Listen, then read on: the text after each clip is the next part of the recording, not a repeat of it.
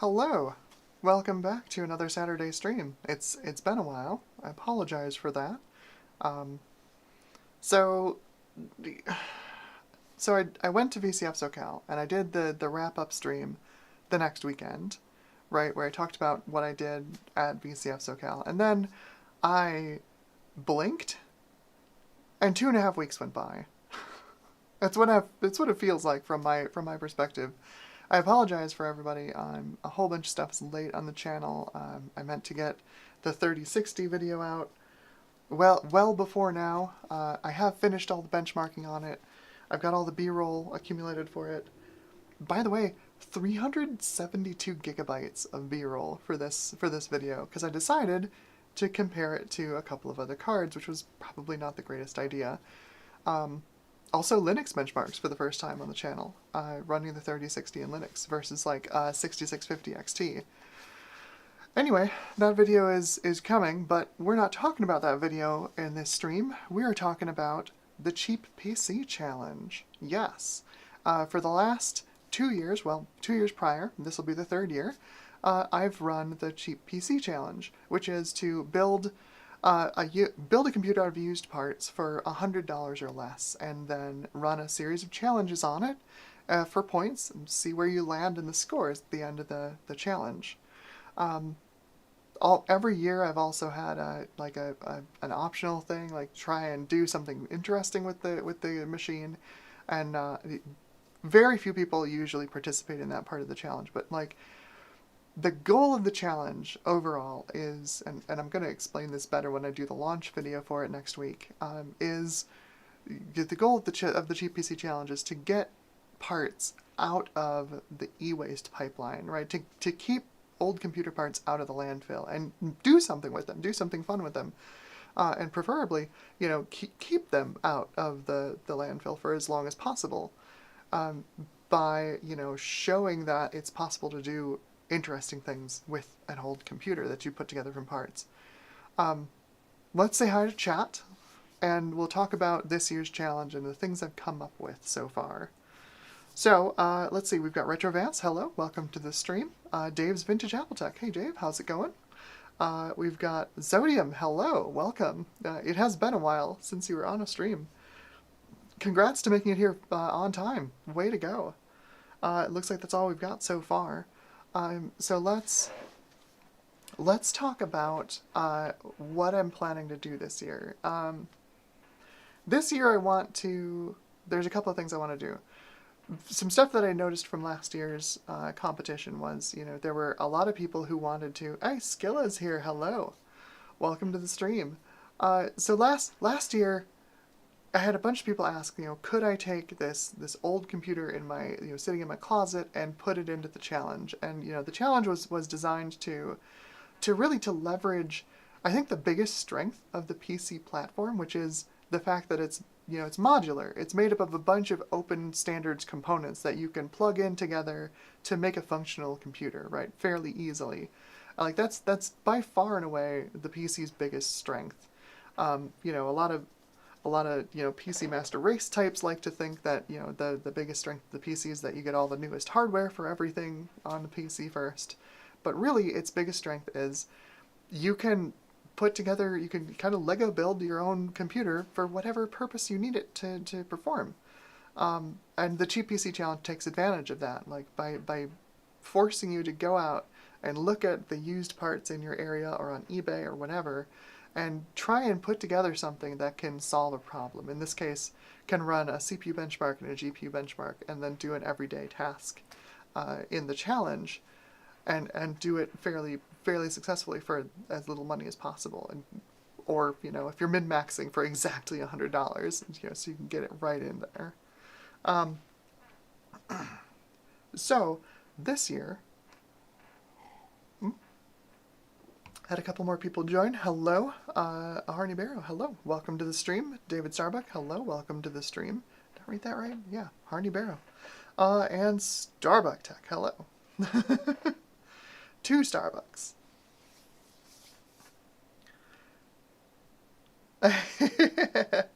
Yeah, Zodium says that another strength of the PC platform is long compatibility.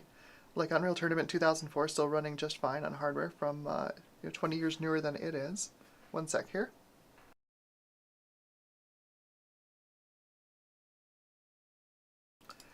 Swallowed something wrong.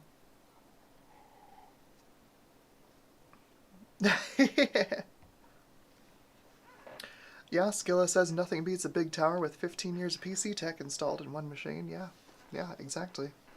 Whew, something really did not go down the right pipe.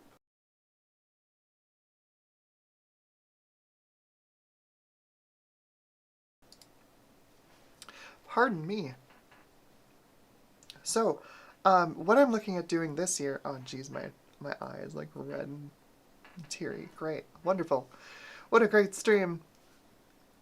So what I'm planning on doing with the challenge this year is I want to break it out into a couple of categories. Because like I said, last year I had a few folks who asked, can I take this old machine that I already have and put it in the challenge? Because I think it'd be interesting, or it'd be pretty fast, or it'd be funny. And the thing is, the whole point of it being a $100 PC, right, is to go out and like look at the used parts around you and see what you can put together. Like doing the Lego building was part of the challenge, right? And pulling components out of the e-waste stream. So like, while technically the laptop sitting in your closet might be in the e-waste stream eventually, it's not sort of part of the challenge, right? Like it's not part of the like go out and see what you can put together for X amount of dollars, part of the challenge. So this year, and the other thing is like on the opposite end of the spectrum. Oh geez, pardon me. And then on the opposite end of the spectrum, it's 4 in the afternoon. Like I'm having like morning coughing at 4 in the afternoon. Like geez, come on, body, get with it. So on the opposite end of the spectrum, you've got folks who are like, $100 is too much for me to spend for like this, this one-time throwaway thing. There's no way I can participate in it. It's just I'll be outclassed by everything else that's in the challenge. And for those folks who, don't have a machine in the closet that that they could use, I think there's also room for a lower price point, right? For maybe not $100, maybe a $50 price level, maybe, to see like what you can put together for even less money. Which I think, when it might be a little less of the keep stuff out of the e-waste stream, because that starts to open up the possibility of things like mini PCs and NUCs and things like that are newer, not technically quite into the the stream flowing out to the ocean yet, but it can make it a more affordable price point, I think, to have a lower price point for the challenge. So the overall idea, right, of this year's challenge is to have 3 categories. The classic $100 class, where you do CPU, GPU, motherboard, and RAM for $100 or less. Everything else doesn't count towards the money total, the price total. So you can like reuse old components, you can pick up a used office PC, use a laptop, whatever, as long as it's $100 or less for CPU, GPU, motherboard, and RAM. And then, speaking to that lower price point, whatever, words, a $50, I think, budget category, to see if you can get in at $50. And then, of course, for the folks who have either they have last year's components, and instead of selling them, they can do something interesting with them for the challenge, or like they've got an old laptop in the closet or something like that, or they just want to kind of, maybe they're throwing together something out of used parts and they want to just toss it in the challenge and see what it does. I want to do a 3rd class, which is the unlimited class, which has no price limit on it. Now I separate these 3 classes in one particular way. My idea for scoring the Cheap PC Challenge for 2024 is CPU test being Cinebench R10, which I think has a minimum requirement of SSE, so I think it'll run on a Pentium 3 or newer. I know for a fact that it runs on hardware as new as the streaming machine I'm running right now, which is a Ryzen 5600X 3D on Windows 10. No problem running on there. It does have a limitation of 16 threads, which I think is interesting, so people who pick up like big Xeons won't see quite as much performance scaling, maybe.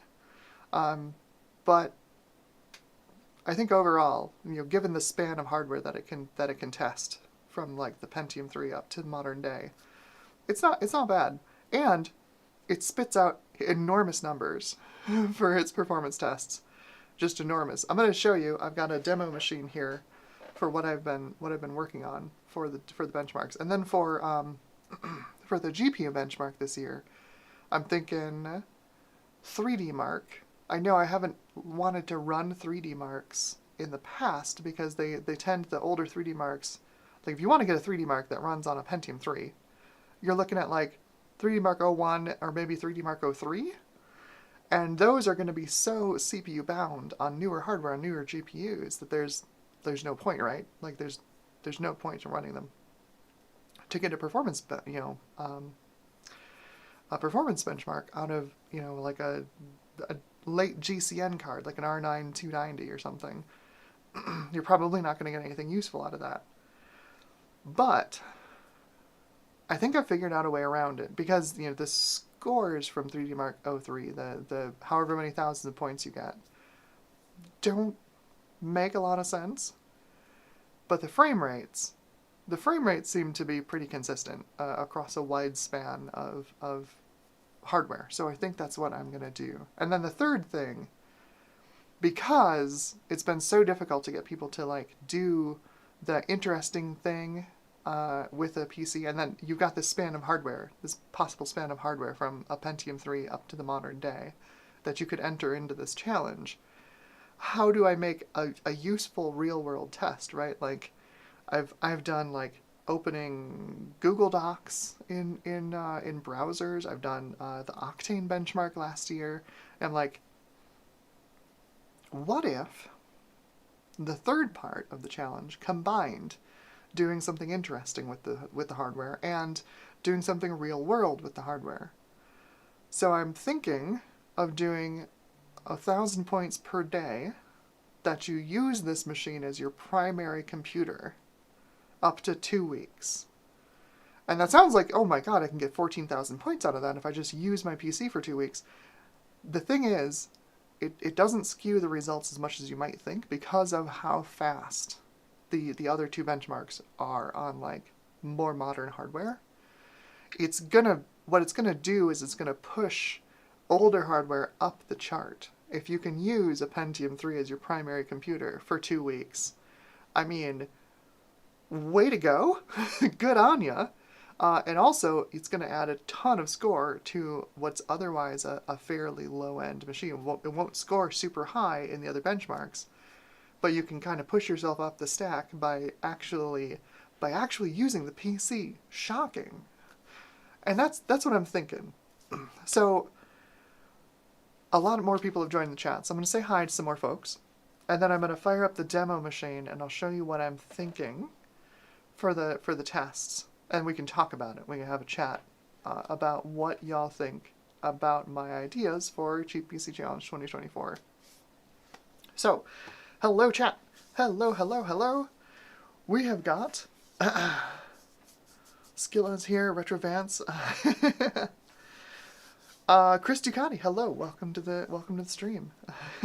Hello from Greece. Good to see you as well. And we've got Yenzi, hello. Good afternoodle. And Chris says, Chris has spotted the Voodoo one. Yes, Chris has spotted the Voodoo one. No Voodoo cards will be valid entry in GPC Challenge 2024. I apologize. We're going for a DirectX 8 minimum this year. So we did DX9 minimum for the first year's challenge, and then it was DX10 last year, which was kind of interesting. I think there wasn't that much cool DX10 hardware ever made, so most folks just used DX11 hardware. And then it locked out a bunch of older builds that had like powerful DX9 only hardware. So this year, DX8.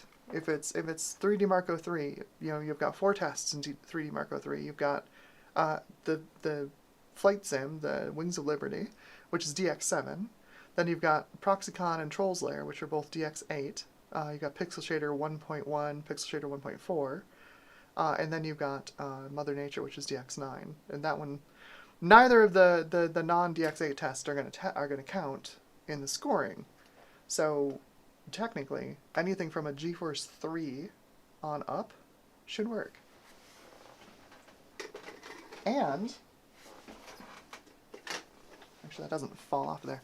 And special consideration for R200 cards, for Radeon R200 cards. So like the 8500, 9000 series, 9200, stuff like that, because those have Pixel Shader 1.4 support for DX8.1. So they'll get a little extra boost in Trolls Lair versus like GeForce 3, GeForce 4. I don't know if that's going to matter that much, but we'll see. Anyway, let's get this machine, the demo machine I've got here, booted up, and y'all can see what I've put together and like how it relatively performs. I usually do these tests when I'm putting together a Cheap PC challenge. I'll test a bunch of hardware that I've got on hand across many years of PC development, and just to get kind of a feel for how the test will perform on various years worth of hardware. It usually ends up that the last 2 years I've done this, it usually ends up that, you know, everyone just builds the newest machine they can build for the $100. But I guess we'll see with the $50 budget offering and then the unlimited class. We could see some weird stuff, I think. So let's get switched over to the desk cam. There we go. Excellent, excellent. So this is going to make some horrible noises when it starts up, because I don't know why, honestly. It beeps like it has no graphics card. And you'll say, Amber, it doesn't have a graphics card. There's nothing in the PCI Express slot. It says integrated graphics. This is an APU. This is a Carrizo APU. So Excavator with GCN3, I think? It most certainly has a GPU. But for whatever reason, when I plug a display into the HDMI port on the back here, it doesn't think there's a display adapter when it boots.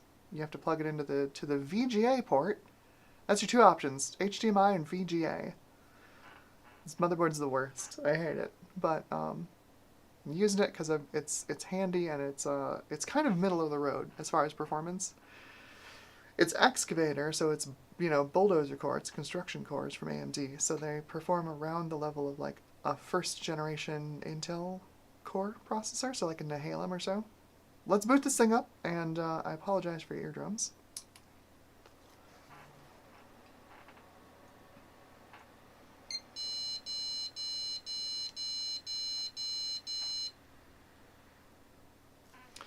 As it boots, let's flip over to the capture card, because it is running perfectly fine. There we go. Get into Windows. It has a display. What are you talking about? BIOS. It has a display. It's perfectly fine. There we go. This is just a fresh install of Windows 10 that I threw on this morning. Nothing super special about it, but we can take a look at what we've got for the hardware in here.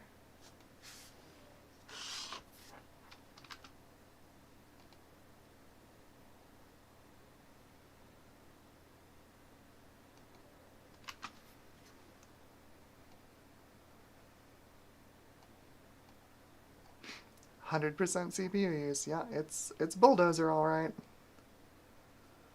Oof. Oof, oof, oof, oof. So let's see if I can change the resolution, make this a little easier for y'all to see.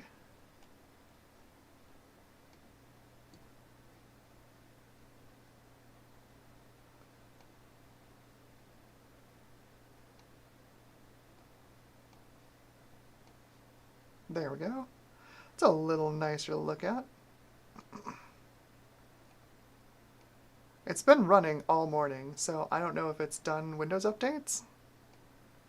It would make sense if it waited until just now to do Windows updates as we're doing the stream, because that's Windows for you. But yeah, we've got an AMD A10 9700. So Bristol Ridge Carrizo, 28 nanometer AM4 DDR4 memory controller, although it's only up to DDR4 2400. But yeah, it's a thing. It's 2-module, 4-thread. Anything else interesting about it? It's running at 2400. Gross. This thing is slow. I will tell you, setting this thing up this morning was pretty awful. So the built-in graphics are, it is not going to tell me, is it? If it's GCN 3 or not. I have the last driver in there, that's the 22.6.1, I think. It says driver date August, because there were some security releases for it, I think. Let me grab a quick browser window here. Do a real quick search. Oh, it always opens these underneath OBS. There we go. Let's see. List AMD GPUs. Come on, Wikipedia. Come to my rescue.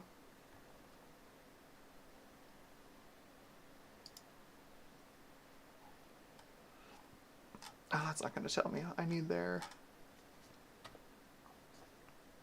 AMD APUs.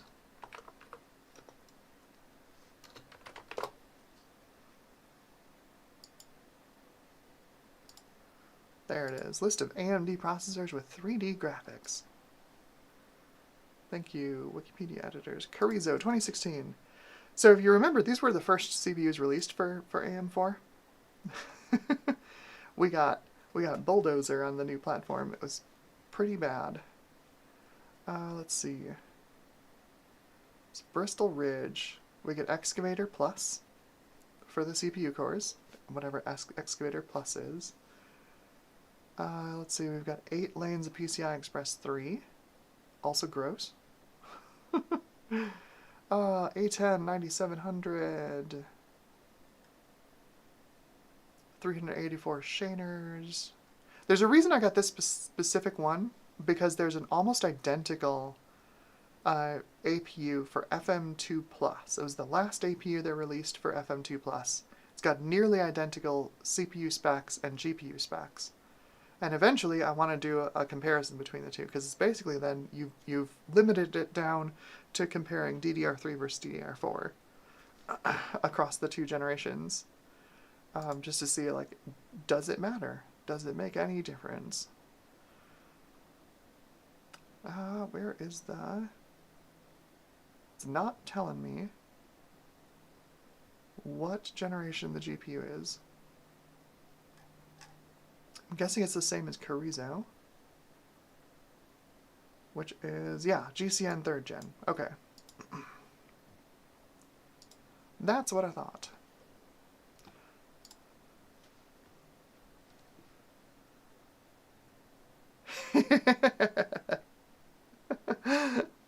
Oh, yep. This thing is not fast. It is not fast.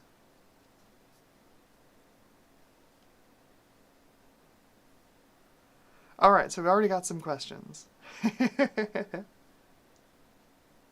Yinzi says, I've done all of my stuff on a Pentium MMX 200.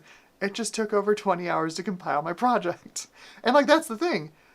If you really want to be, if you really want to be hardcore about it, you can build a minimum spec machine, for the meme and get through the whole get through the whole challenge for the 2 weeks, and hurt yourself. Like, you're perfectly welcome to do that. I don't recommend doing that, but Yinze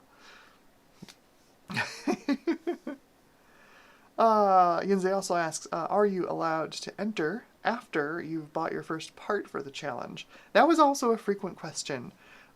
Generally, I've said you can't enter the contest until you know what the budget is, you know what you're building, what the challenges are. But again, the last 2 years, most folks have just bought the newest stuff they can get their hands on for relatively cheap, knowing that it'll probably be a $100 price limit. And indeed, yes, I have kept it at a $100 price limit because I think it's kind of a sweet spot, for looking for a really, really cheap PC, and then doing something interesting with it. So this year, I'll say, sure, yeah, you can enter after you've bought parts for it. Hopefully I won't regret it this year. I made some choices last year that I eventually ended up regretting almost immediately. But I think that's I don't think it's a big deal. It's March. If you bought parts this year before the announcement, the announcement is officially going up on the Ides of March, so March 15th. And I just want to have a chat with the community and see how things are looking, what y'all are thinking about how the tests are weighing out.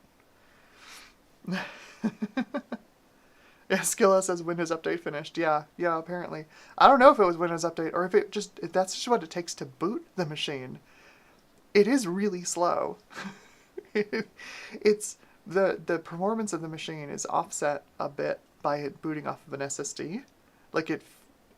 It feels a little faster than I think it actually is, but I'll show you what I mean.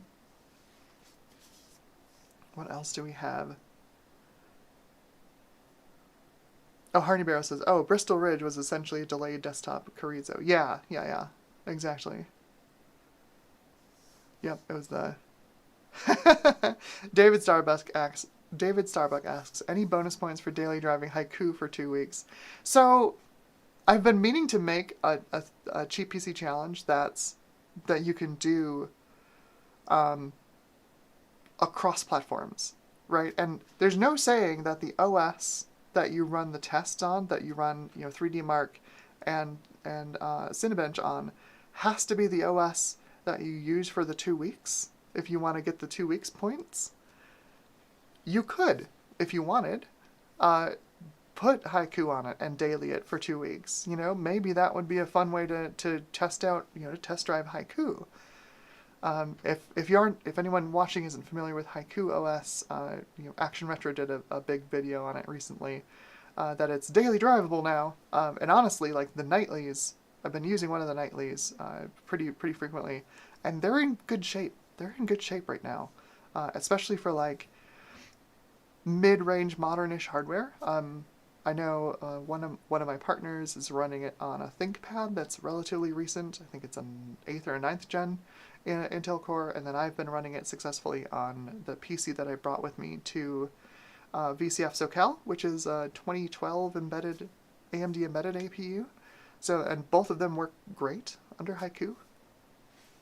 The OS is in pretty good shape these days, and I think it's a fun thing to play around with. So yeah, there's a modern browser on it, with a Falcon browser. It's Chromium based. You can use all your normal websites, get into all of the things that need OAuth and OAuth 2.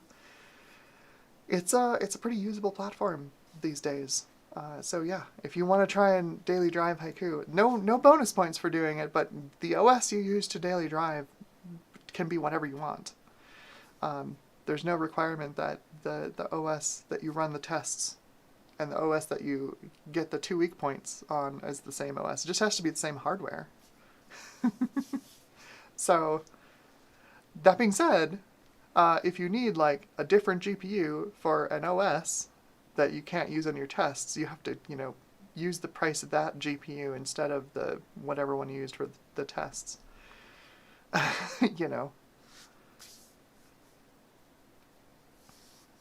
What else? David Starbucks says, I have an AMD APU board and CPU. It's like an A6 5500 or something. You can hook it up to my CRT and use it for 2 weeks. Yeah, I mean, absolutely. The thing is, if you already have it, you have the whole machine, right, for the challenge, it goes in the unlimited class. Right? If you've just gotten one of your pieces, sure, okay, count its price, put it into the $100 or the $50 bin. But if you've already got the whole thing, and it's just sitting there, it goes in the unlimited class, and there's going to be many larger systems, I think, in that class, competing against it. So just a thought. Not that I'm not a fan of the original 5000, 6000 series APUs. They're pretty wild. Hello, Watsek is here. Hello from the 2023 Golden Renchi Award winner. Warped back 20 minutes and listening at 1.5x to catch up. Okay. Yeah, we haven't totally, laid everything out yet. I'm gonna probably throw up an MS Paint at, by near the end of the video with all the stuff we've come up with today in the video, as far as, so folks can get a move on the challenge. Yeah, Yinze says use ReactOS for 2 weeks. I mean, if ReactOS, was okay with modern hardware, I would probably run it. It's too interesting not to. But the fact that Haiku is in the shape that it's in, it's in way better shape right now than ReactOS. And ReactOS has been in development for longer, I think, than Haiku. But no, Haiku is definitely way more usable right now than ReactOS. Way more reactable than Haiku? Way more Haikuable than React. No. Words are hard. Words are hard. So, the tests. Let's start with Cinebench. And we've seen this hardware boot. The struggle that it is for it to just boot. So let's run the multi-threaded CPU test here in Cinebench. And I'll show you why I've picked this. I mean, it'll become immediately apparent why I picked this for this year's CPU challenge test.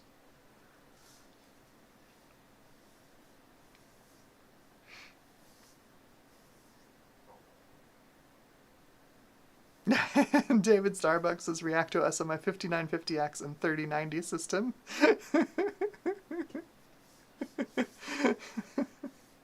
Yeah, and see, that's the thing. The unlimited class is really unlimited. You can go hog wild on it, right?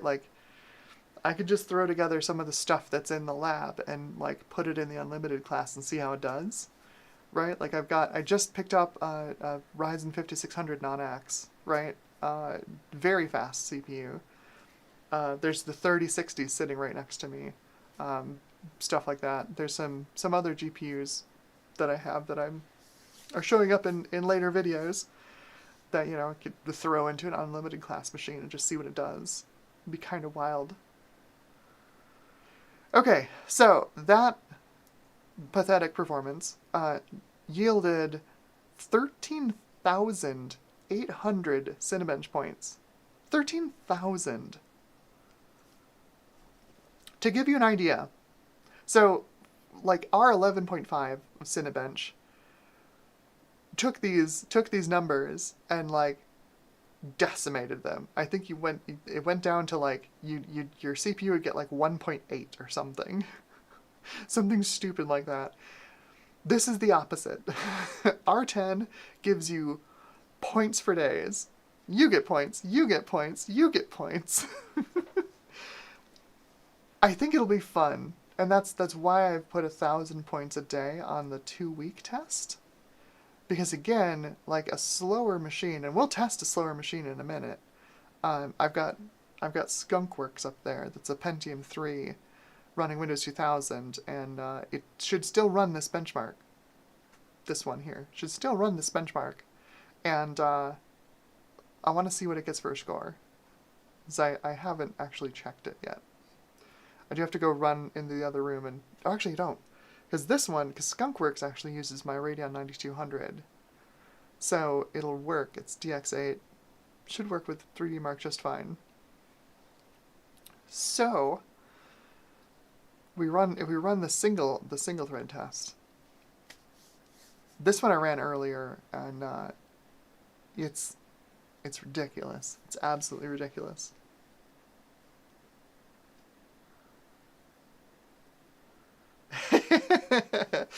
David Starbucks says, thinking of my 5950X and throwing a GT210 in it. Oof. Oh, hello. Clarjon One Plus has joined the stream. Welcome. Welcome, welcome. I was talking about you and your ThinkPad running Haiku.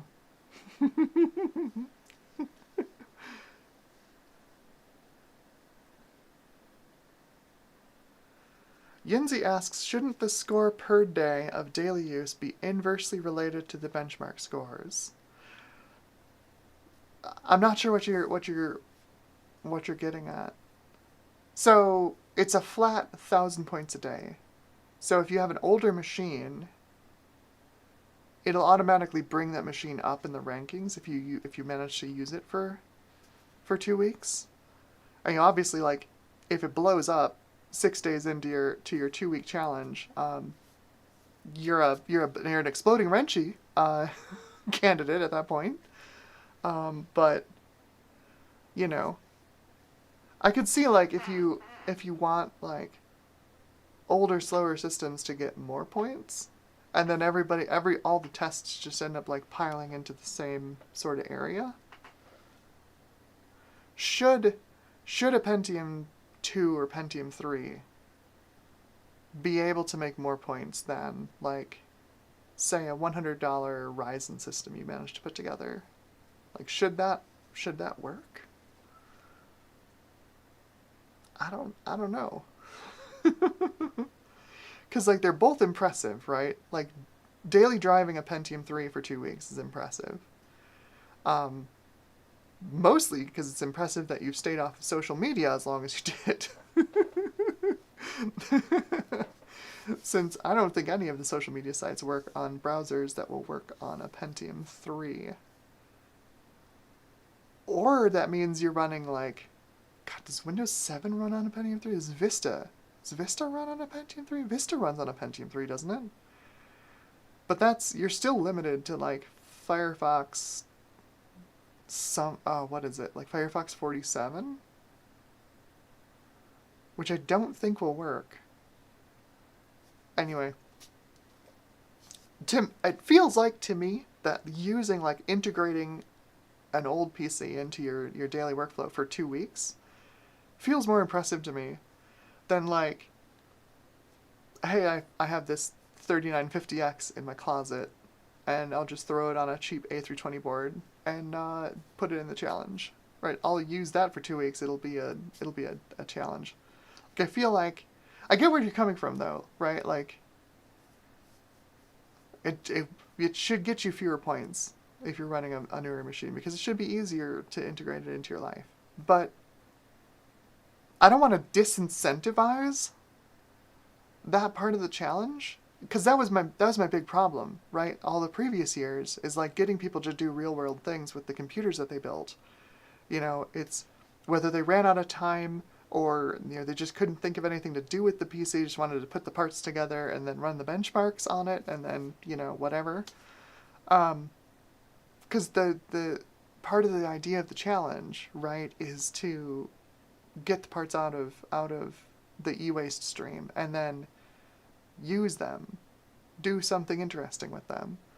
And that's part of the reason I'm thinking of rolling in this 2-week challenge as part of the, you know, as part of the thing. And it makes more sense to do the slower your hardware is, because you have the opportunity to make up more points, right? If you have a system like this Carrizo, you know, you're getting 17,000 points out of your CPU test. You could double that if you use the system for 2 weeks and mildly torture yourself by running Bulldozer in 2024. But, like, you know what I mean? And then for older systems that aren't going to score nearly as high in these tests, it's a way to, like, bring up the bottom of the chart. I don't know. Is that a good thing? Like, I tried to have a little rubber banding in the previous challenge, and I think a lot of folks chafed on it. So, I don't know.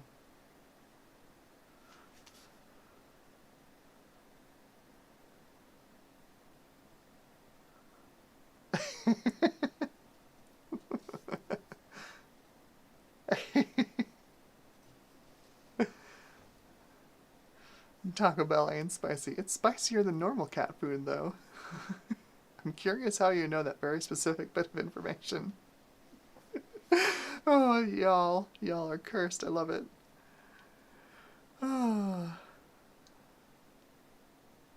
Yinzi says, depends on if you want the daily use scoring to be a test of tech masochism. There's a part of me that does. There's definitely a part of me that wants there to be a showcase of tech masochism because it's funny and it's interesting, right? To like try and push through this older hardware that's definitely not meant for the modern day. And also I'm a bit of a sadist. But there's also a part of me that's like, the whole point of the challenge is to like do useful things with a computer, and like would the daily challenge count if you took your Pentium 3 and you turned it into a router or a Pi-hole?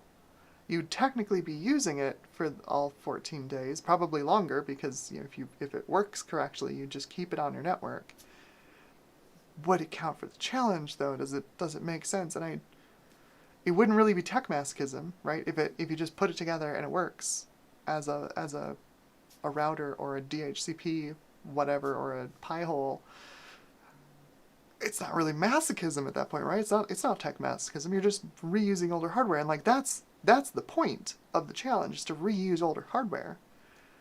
To find out that it actually is more capable of things than you might think because of like software bloat these days, right? Like we have immensely fast, high-performance machines, but our software is so bloated that it all feels slow within a year or two of getting it. So older machines running older software that's, you know, more efficient, better coded, I feel like there isn't that much difference.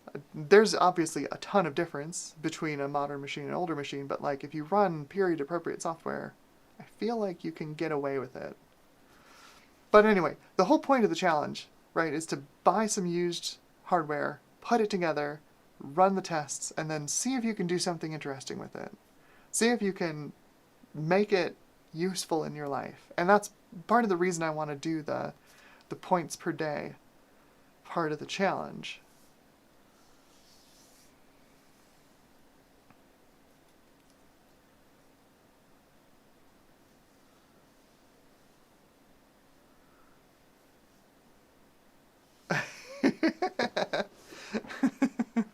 Watsek says, "Oh, it was exploding Renchi. I'm ashamed, and also queued up now." welcome to the current times, the timeline. David Starbucks says Vista didn't run on anything. I mean, I had a kind of garbage laptop back in college that had Vista on it. College 2.0 that had Vista on it. It did technically run. Technically. Out Clarjon says, yeah, Haiku's running pretty stable on the ThinkPad. My only real complaint is the Wi-Fi bug I'm running into. Snagging a network cable tomorrow to work around that in the meanwhile. Nice. Vista and 7 should both run, Watsek says Vista and 7 should both run on a P3, but you do run into some instruction set limitations. Yes. Yes.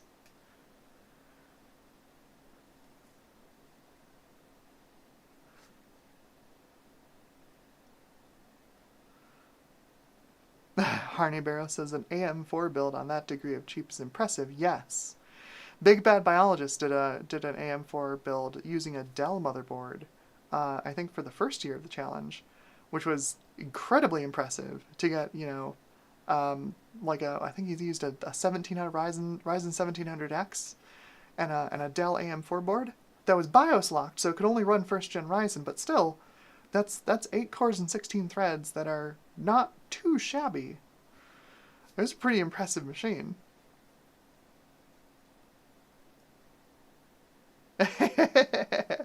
Ian Z says this is an interesting challenge. I have so many ideas already. I guess it's time to hit the thrift stores on the regular again. And that's the idea. You got it. That's what the whole challenge is about, right? Like, here's some parameters. Go nuts. Get into the the used parts markets in your area and see what you can build. That's the idea. So awesome, you've got it. You've got the idea of the challenge 100%. Skilla says, no, got a console the machine. Yeah, you turn your machine into a console. Yep, you could do that. Harney Barrow says, if all the benchmarks can run on Windows 2000 and XP, I could probably get a crusty Dell Precision 2 daily on FreeBSD, which would be pretty awesome.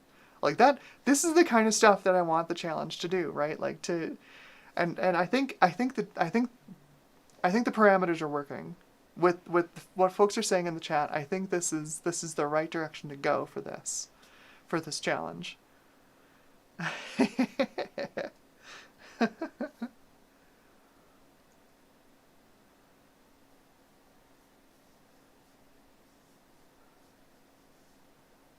All right, so we've got Cinebench R10 here on the we're violating the Computing Geneva Conventions here. Running a Carrizo. This is an A10 9700. So 2 module, 4 threads, up to 3.8 gigahertz. It's Bulldozer. It's Excavator Plus, but still, you know, none of them ever performed any faster than any of the other versions of that core. So this gives us, you know, almost 14,000 Cinebench points on multi-core alone. And then if we add in the single core results, we get, you know, 18,000,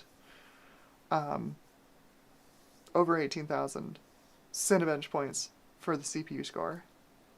Which means, like I said, if you daily this hardware for 2 weeks, for the maximum 2 weeks, that's another 14,000 points you can add to it, which I think is a fair amount of extra score to throw in there. So let's see how this does. This is on the integrated graphics. It's 3rd generation GCN. I don't remember how many compute units, but it's 384 shaders. Not really anything special at all. Let's see how it does in 3D Mark. And this is the one where I'm not totally sure about how to scale the points, but I'll show you what I'm thinking. So we fire up 3D Mark here.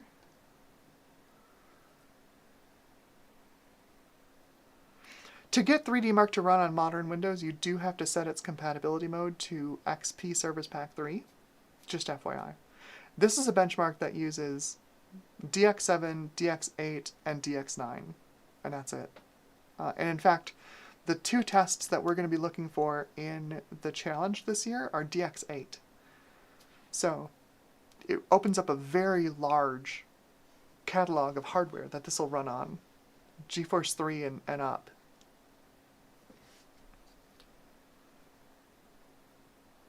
No, did 3D Mark crash on me? It looks like maybe the display driver crashed on me.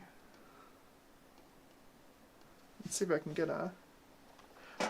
I did test this before the stream. It did work.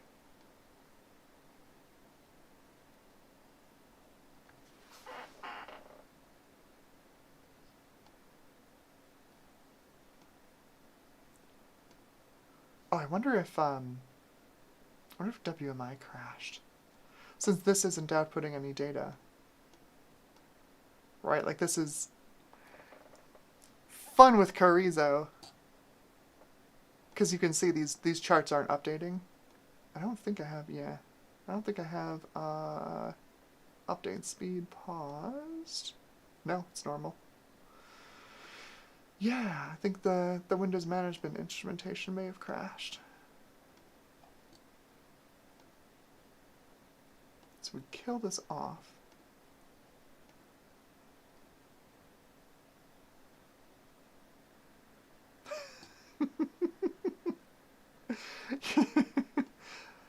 No. Don't report the bug. I don't think anyone at AMD cares that this random Carrizo is not working correctly. Okay, so let's try this again. I think if I close Task Manager, it might work.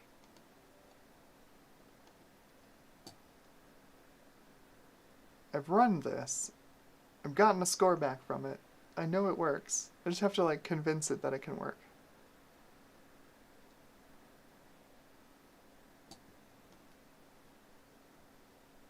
Except now everything has crashed. It's completely locked up. Ah, love it. Fantastic. Try this again. Oh, Windows.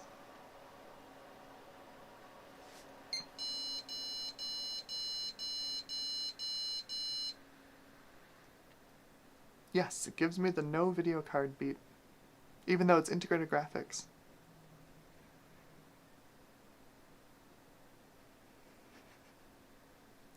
This whole platform, this whole hardware platform is completely cursed. Completely cursed.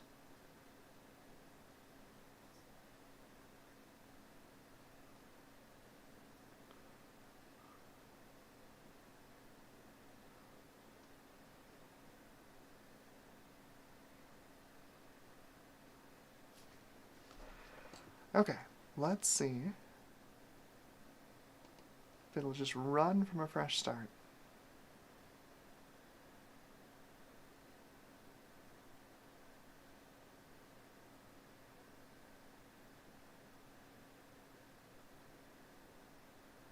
Hey, there we go. Okay, fresh boot works. So the only tests you need to run on this are going to be Game Test 2 and Game Test 3. So Battle of Proxicon and Trolls Lair. Those are the two DirectX 8 tests. And we're not looking at the score from 3D Mark, we're looking at the frames per second. So let's run these and see what the Carrizo can give us.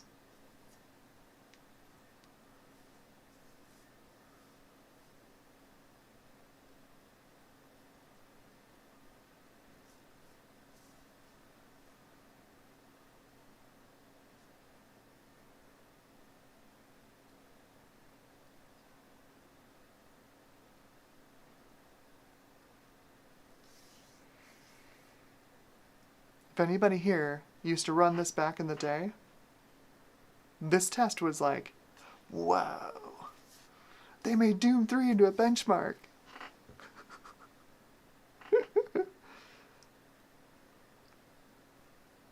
Got those stencil shaders, or the stencil shadows, normal maps. Wow, so new and sophisticated. I know a whole bunch of people who are like in game dev and like the Blender rendering pipeline kind of thing, doing Unity stuff for VR. All the stuff that's in this demo is just like, it's normal PBR rendering. It's not even PBR.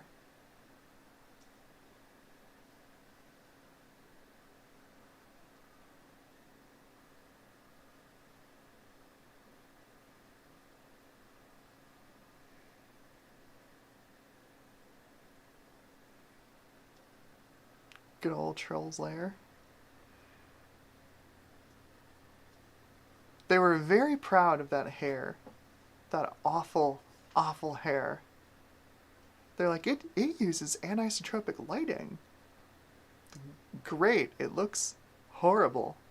She needs to take like a 7-hour shower.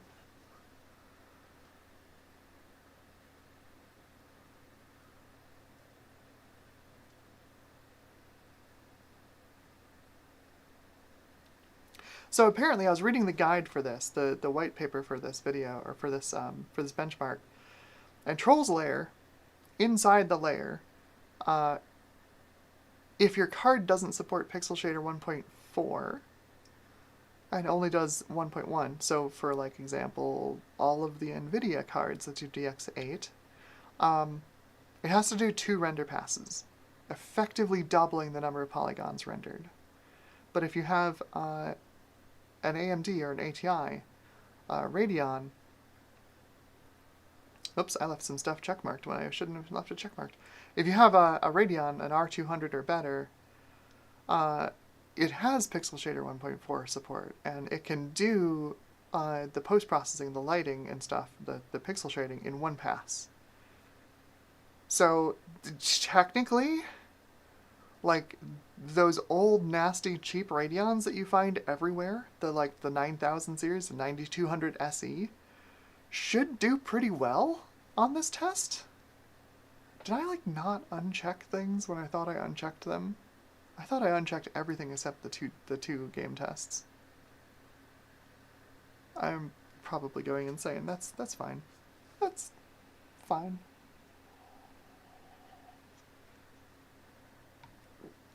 Oh my gosh. Again, the only two tests you need to run are ProxyCon and Trolls Lair. That's it. You don't need to run any of this other stuff. It's my mistake. I don't need to run them.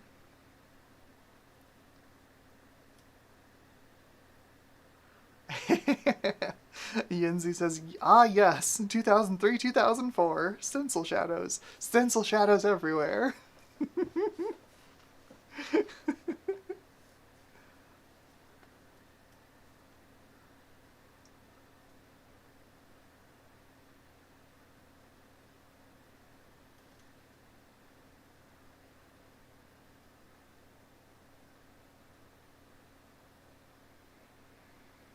For the longest time, I couldn't figure out what this test was supposed to do. But you've got the stencil shadows, you've got a pixel shading effect on the geometry in the level, and then the ragdolling effect is vertex shader. So it just does pixel shaders and vertex shaders at the same time. So anyway, the only thing we care about is, not the score. Obviously, we didn't do the whole test, so we don't get a score. What we need is you go into the details button, and then you look at your FPS for ProxyCon and Trolls Lair. And I haven't figured out how much to multiply these by to make them, to weight them appropriately against the CPU scores. So if you remember, this Carrizo got like 18,000-ish points in CPU on Cinebench R10. And I feel like it should be pretty even for the GPU performance because, well, maybe a little bit less since it's not the high-end Carrizo, right? This is only 384 shaders. So, like, it's a sad CPU and it's a very sad GPU. What should the score be for the GPU portion? Multiply by 10, multiply by 5, multiply by 20, by 50? Let's see. So if I do a quick notepad here, get this keyboard easily accessible. So we've got, CPU performance on the Carrizo was like, say, about 18,000.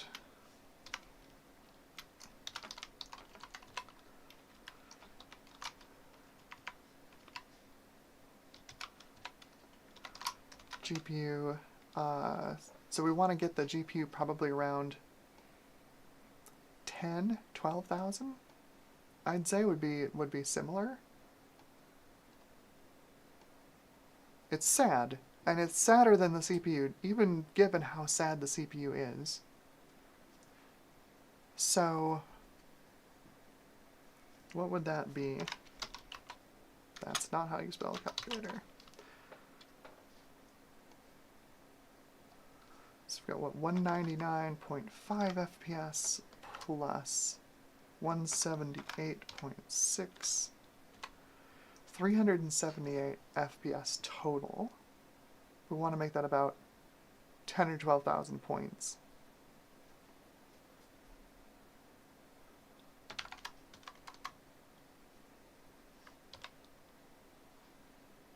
Completely forgotten what it was. It's something like 387. Multiply by 30? Maybe multiply by 25?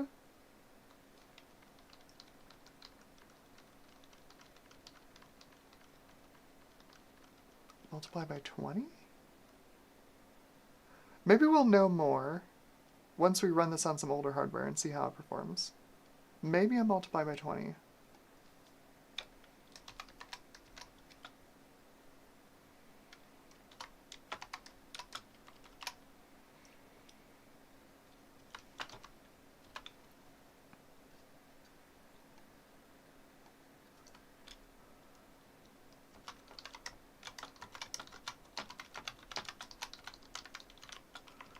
Scoring, maybe?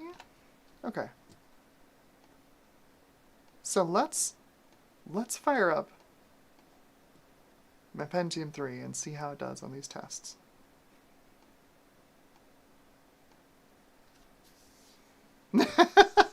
David Starbucks says, I suggest pie because pie is always good. Pie is certainly tasty. It's certainly tasty. Okay. So, let's switch y'all over to the desktop.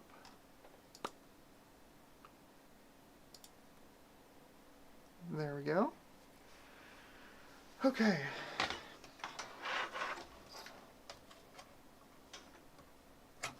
I'll leave that connected actually because I'm going to reuse this power supply. But I'll turn it off.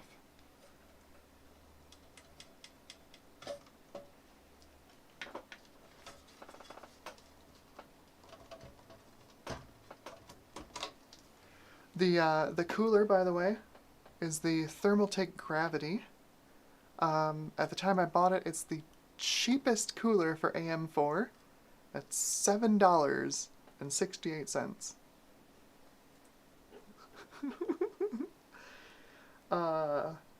It is technically larger than a Wraith Stealth, but I don't think it performs any better. So let's get this off of the test bench.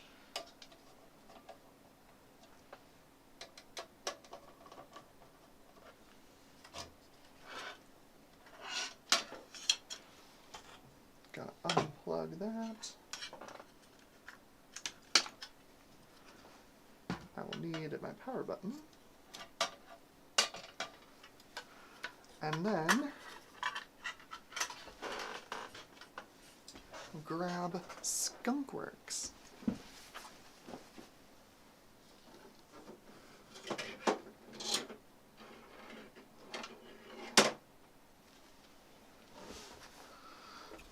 Skunkworks is the machine responsible for all of the cool window border things you see on the stream. Also the retro transitions in the Department of Rendering videos.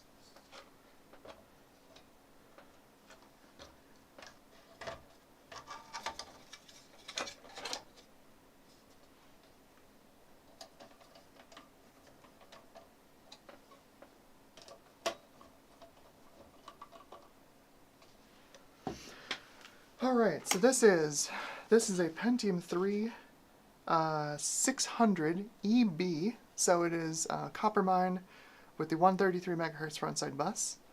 It's running on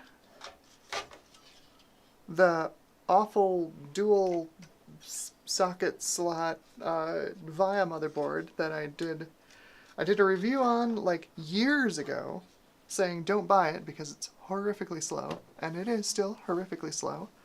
And also this was the board, if you saw my Halloween video from last year, this is the board I used to pull an AGP card out of its slot while it was running. And at this point, it doesn't do anything other than 133 MHz frontside bus, while still being very slow. So it's in a shape. It's in a condition.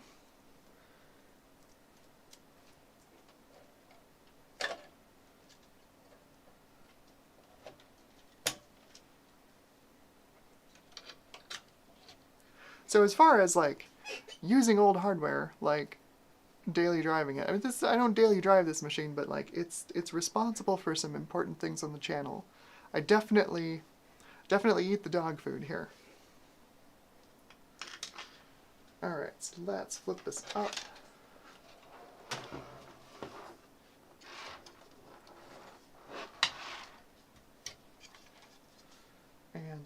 need power.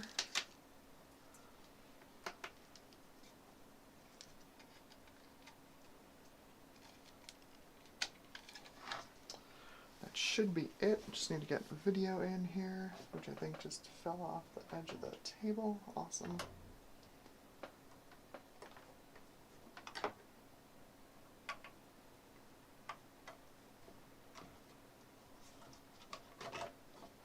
And yes, that is one of those ubiquitous and awful PCI Radeon 9200 SEs that seem to exist literally everywhere. And let's plug in the power button. There, I believe. I need a keyboard and mouse. I think I can use USB with this. Pretty sure. Which means I need to unplug it from the previous machine. Get out of there. There we go.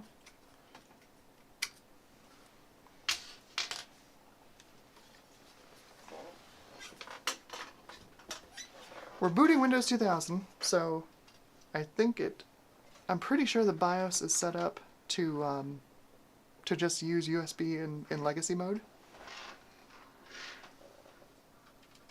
USB and USB. Turn that on. And let's fire this baby up.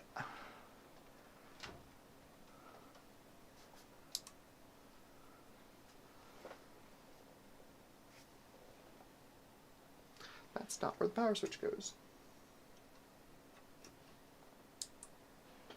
There we go. Oh, shoot. No, that's right. This is direct DVI to HDMI. Should be good. We switch over to here.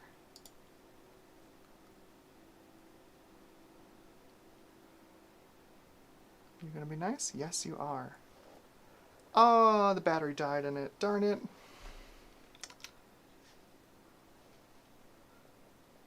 We're gonna put a new battery in it. So why is it enormous? Right, because it's running direct through. Okay, yeah, that makes sense. Let's just do date. You want page up and page down, don't you? Yes, you do.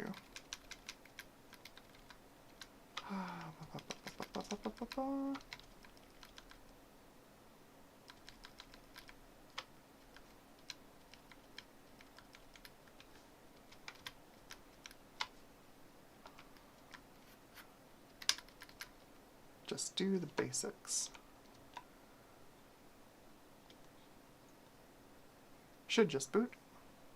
Hopefully.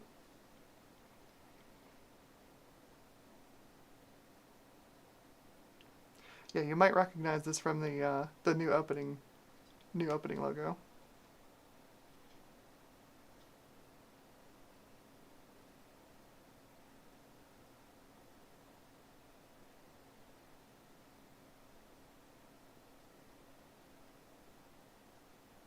There we go. Now my keyboard no longer works. So, we'll wait 15 seconds. I put the installers for 3D Marco 3 and Cinebench 10 on this SD card, along with drivers for Sound Blaster Audigy, just in case we need sound. Because I've got an extra just over here. Nothing like an extra Sound Blaster Audigy.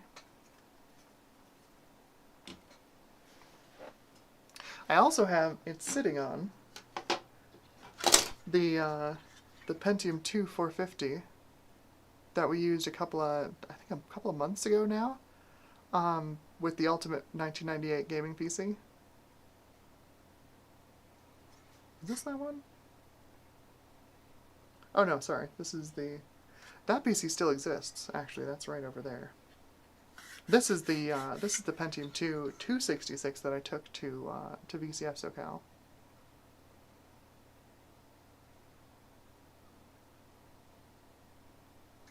The big honkin' heatsink on it.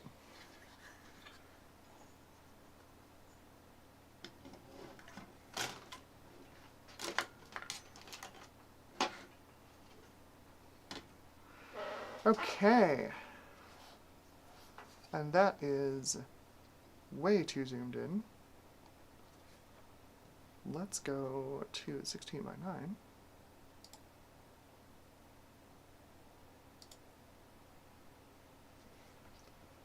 There we go. We've got keyboard and mouse. Hooray. Okay. Let's see if this stuff runs on here.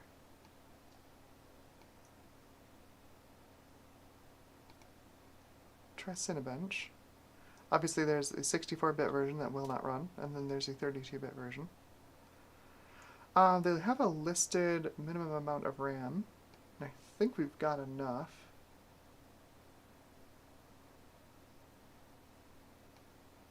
Maybe. I thought I had 384 in this, but it looks like not. It looks like I have 320. Let's see if it'll work.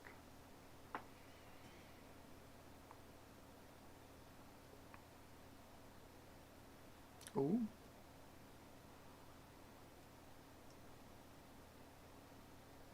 Yes, indeed. Look at that.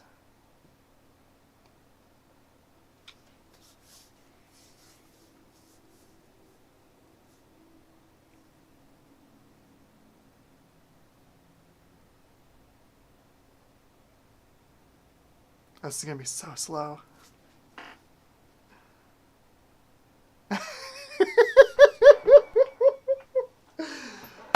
Oh, Windows never change. Windows never change. Here we go. I wiped the error dialog around the screen, which was the style at the time. Sure, let's reboot you. In the middle of our benchmark.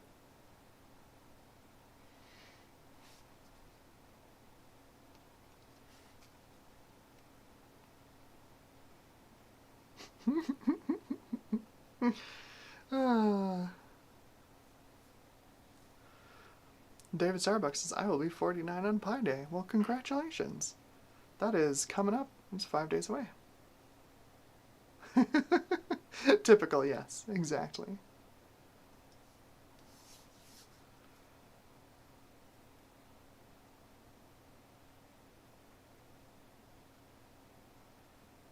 Yeah, so if you're curious what system the boot screens in the new Tech Ambrosia logo come from, it's this machine.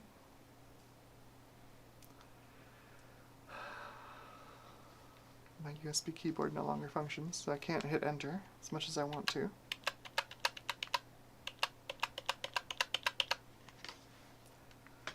Patience. I should really edit the boot file so it only sits here for like 5 seconds. Long enough for the monitor to change resolution.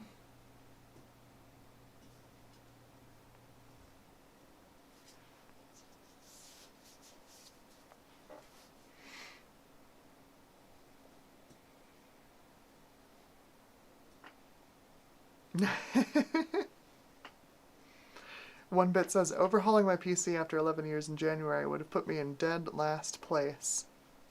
I don't know. I don't know about that. 11 years, that would have been, what, Ivy Bridge? I think that's still capable of some fair performance. I don't know, I don't think that would have been so bad. You wouldn't have been top of the pack, but, like, you'd be faster than that Carrizo we just tried to suffer through.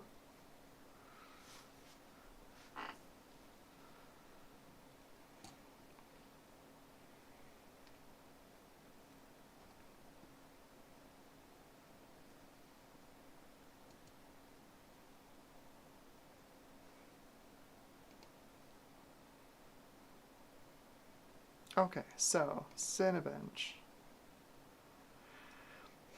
Should we do Cinebench right now? Let's throw 3D Mark on here real quick.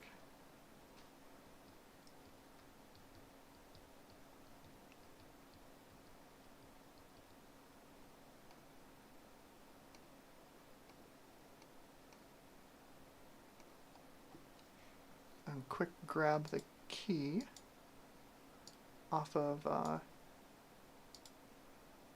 FutureMark's website.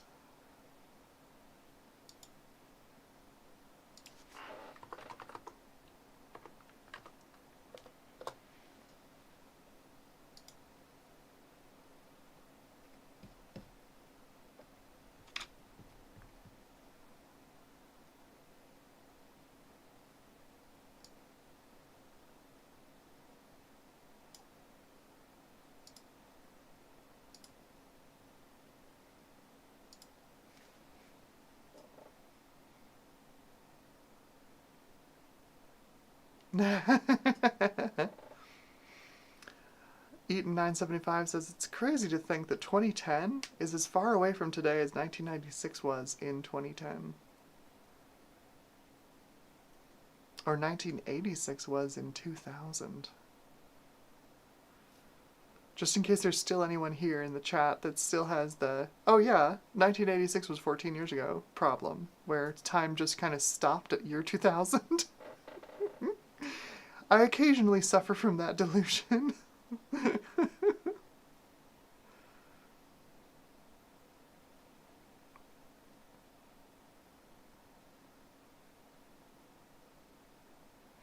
Yeah, one bit says same gap between 1980 and 1996, which feels way higher than 1996 to 2010.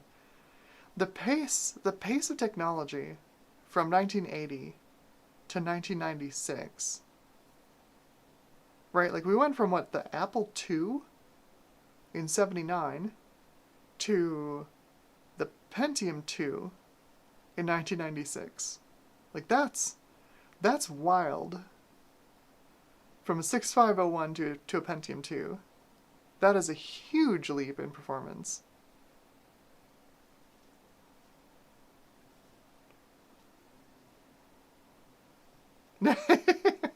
Eaton says, yeah, everybody knows the 90s were 10 years ago. Yeah, I think it's a fairly common thing that it's just like, what do you mean? Of course, 1980 was 20 years ago. What do you mean? Like, no, babe. It's 44 years ago. Oh.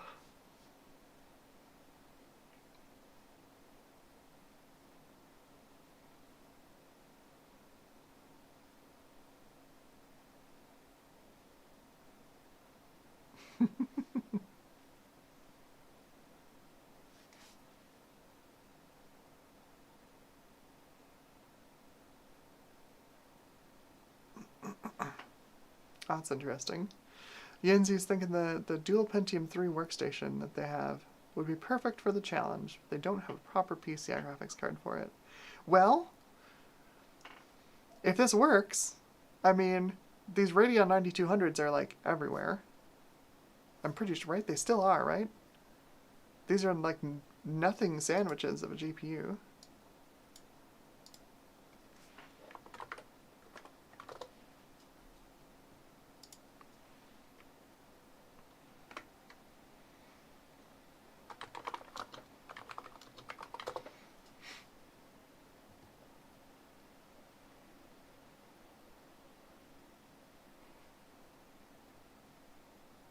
Yeah, no, yeah, you can still get this exact model on eBay right now for 20 bucks.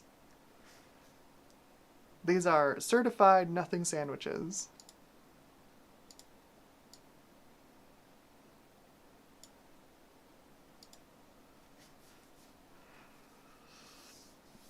The whole reason I use this card is because I don't test it in anything on the channel, because it's awful, and it offers a DVI output, so I get nice, nice clean recordings out of it.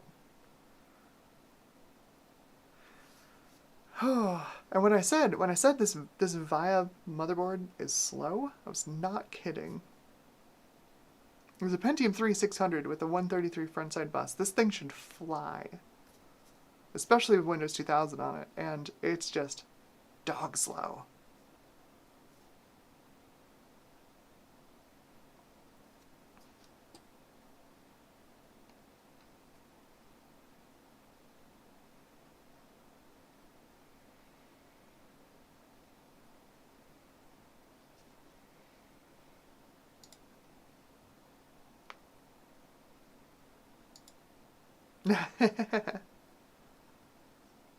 Nice. Zodium says, speaking of, the 6600 GT I got from you, yes, I sent Zodium a 6600 GT, because they're setting up a retro gaming machine. I'm like, I love the 6600, and they're not that expensive these days.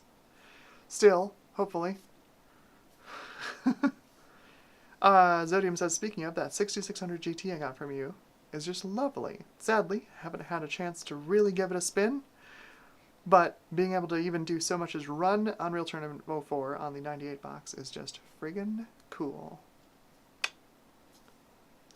And it is, that 6600 GT, I have another copy of it here in the lab, and I love it. Absolutely love it. It's been very reliable for me. I didn't get a chance to replace the thermal paste on it, like I wanted to do, before I had to take it to VCF with me. But like the one I have seems fine. Maybe give it a look if you're into refurbishing it.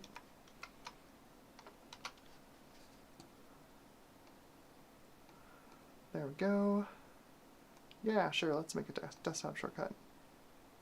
We're doing some testing today. There we go.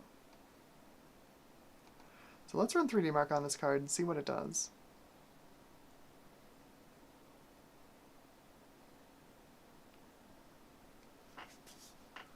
Eden says, Amber, have you ever used FreeDOS on an AM486? I have not. I've been having issues getting some games. Ah, jeez, system info. That was the part that didn't register correctly on the install.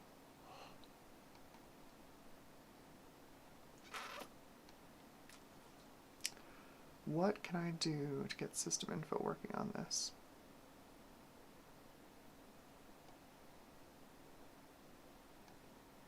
I bet because they weren't expecting to run it on Windows 2000.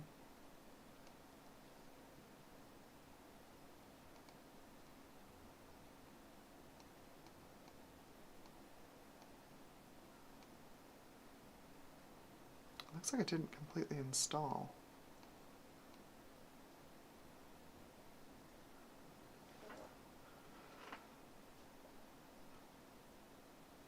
Let's see.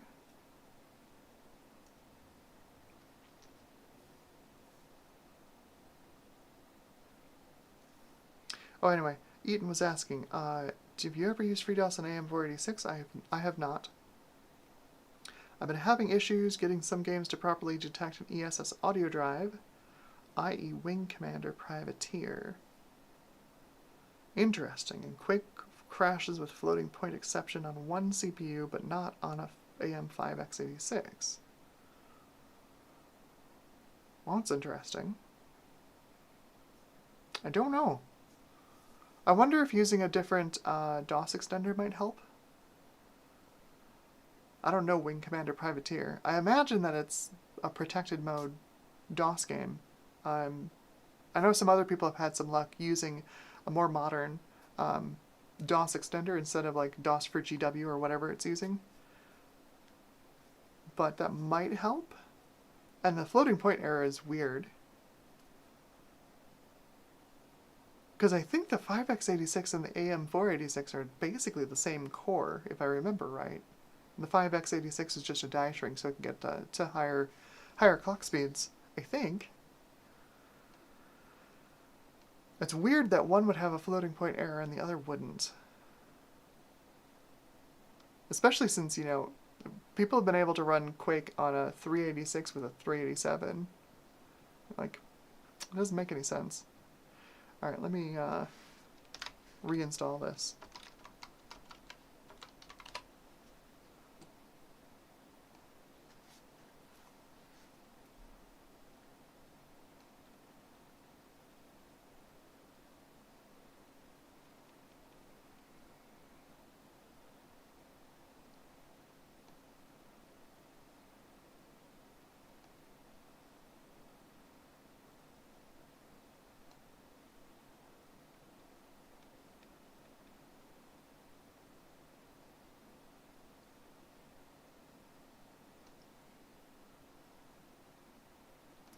We'll try installing this again.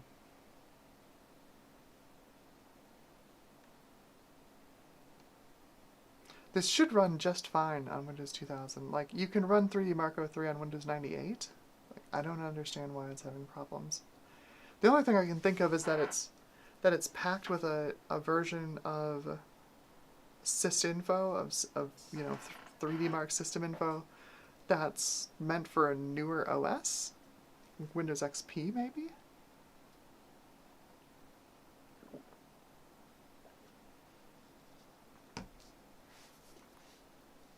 I don't have kernel X on this, so running Windows XP binaries doesn't actually work super well. If kernel X had existed back in 2001, I would have been running Windows 2000 for a lot longer than I did.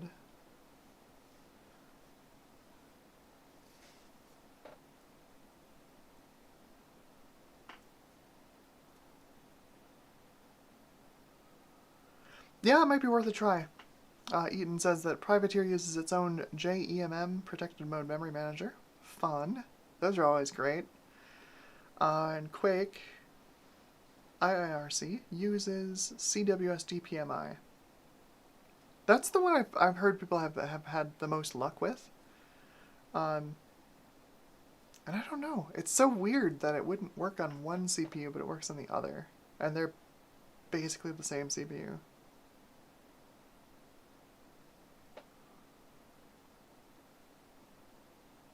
It'd be really funny. It's probably not this, but it'd be really funny if, like, you got a pirate AM486 that's actually an SX and doesn't have an FPU, but it's marked as a DX. That would be funny.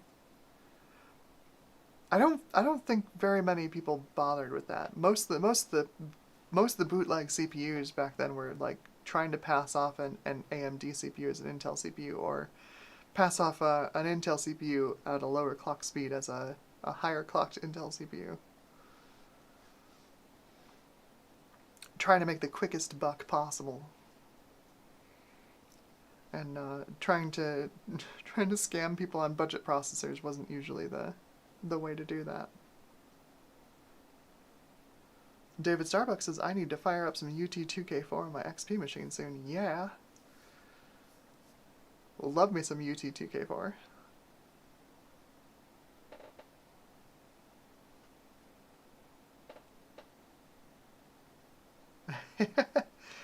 Zodium says, I've been actually building up a small form factor Desk Pro EN with a PCI GeForce 6200 with a half a gig of DDR2.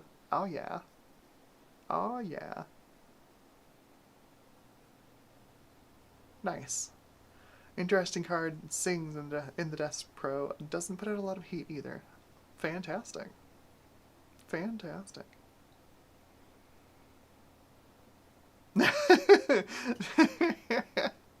David Starbucks says, I play UT2K4 on more modern systems, but it takes some tweaking to get an FPS cap working, because the game doesn't work well at 800 frames per second. That sounds about right. That sounds about right. Considering the problems that classic Unreal Tournament has on, like, CPUs that scale their clock speed, it was UT99, wasn't it?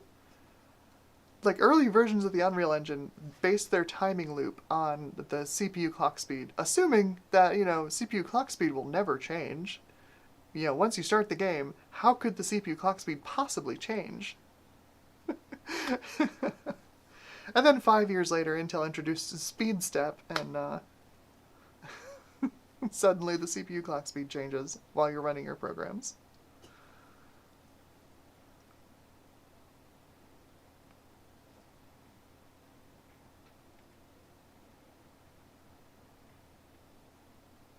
Eden says, doubt it, System Shock runs flawlessly. Does System Shock use a floating point unit? I thought it was all integer. I thought original System Shock on DOS, I thought was all fixed point.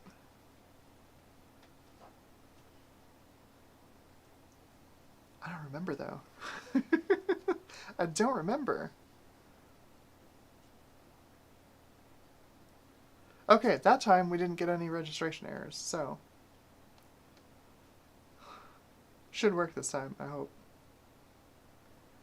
Maybe using a board this compromised for my, you know, my channel graphics machine was a bad idea.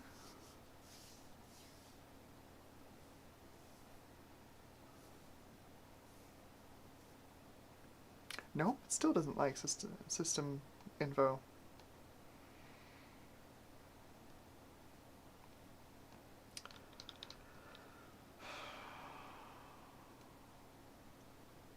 Looks like maybe XP is the minimum that will work on these. That's annoying.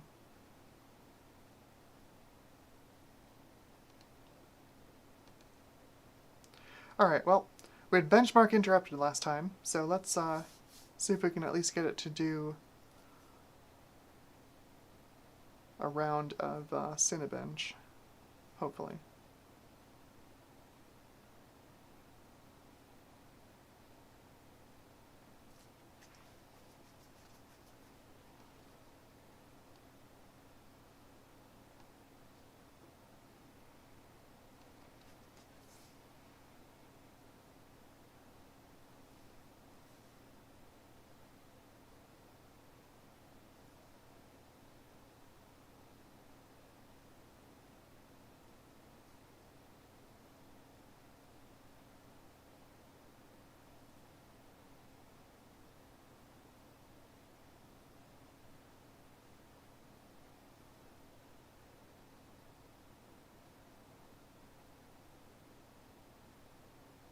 I wonder if I don't have enough RAM for Cinebench.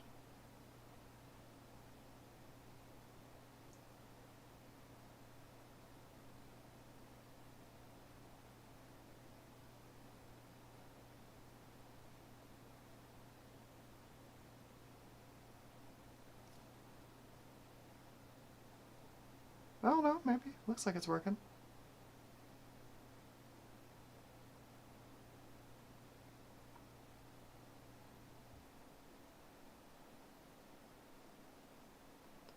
Flies right up there to 300 megabytes. Jeez.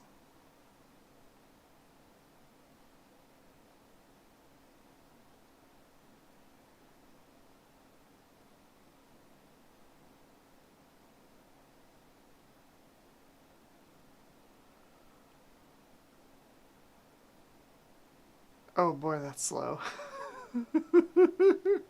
Oh boy, that's slow. Oh no. Oh no.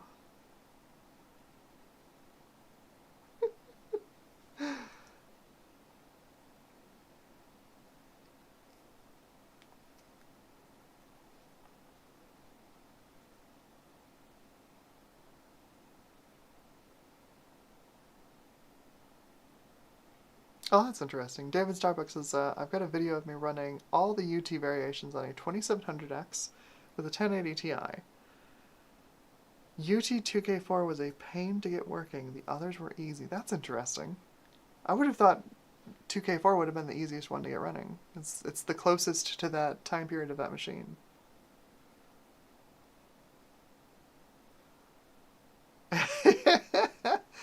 Eaton says, welcome to 90s computing where nothing ever works the way it should and everything is obsolete before you buy it. For real. For real.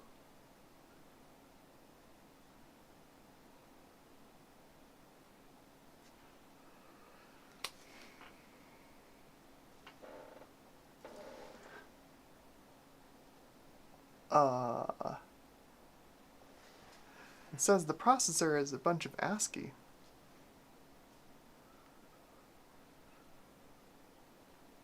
I took this folder and I dropped it, just dragged and dropped it onto this SD card off of my primary machine, this one here that y'all are watching, man. And it apparently has carried over the 4.45 gigahertz clock speed of that I typed in for the 5600X 3D. It's not quite that fast. This Pentium 3 is not quite that quick.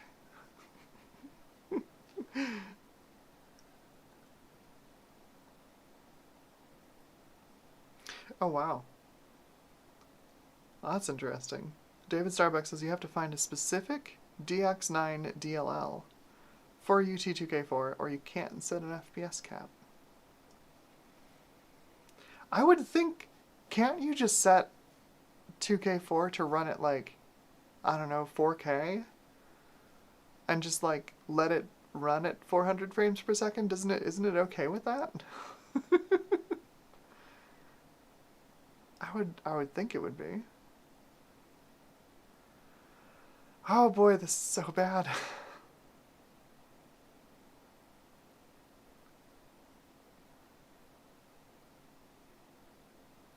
Just watching the concurrent viewer count go down as the benchmark progresses. Nobody wants to see it. This is the sad reality of a Pentium 3. They're just, when it comes down to like actual compute, they're just not quite that fast. I wonder if I don't have enough RAM for this though. It says there's 13 megs available. It's not quite using all of the RAM, but I don't know. No, because commit charge is still under the total RAM amount, so it shouldn't be swapping. Yeah, the paged amount of kernel memory is not going up.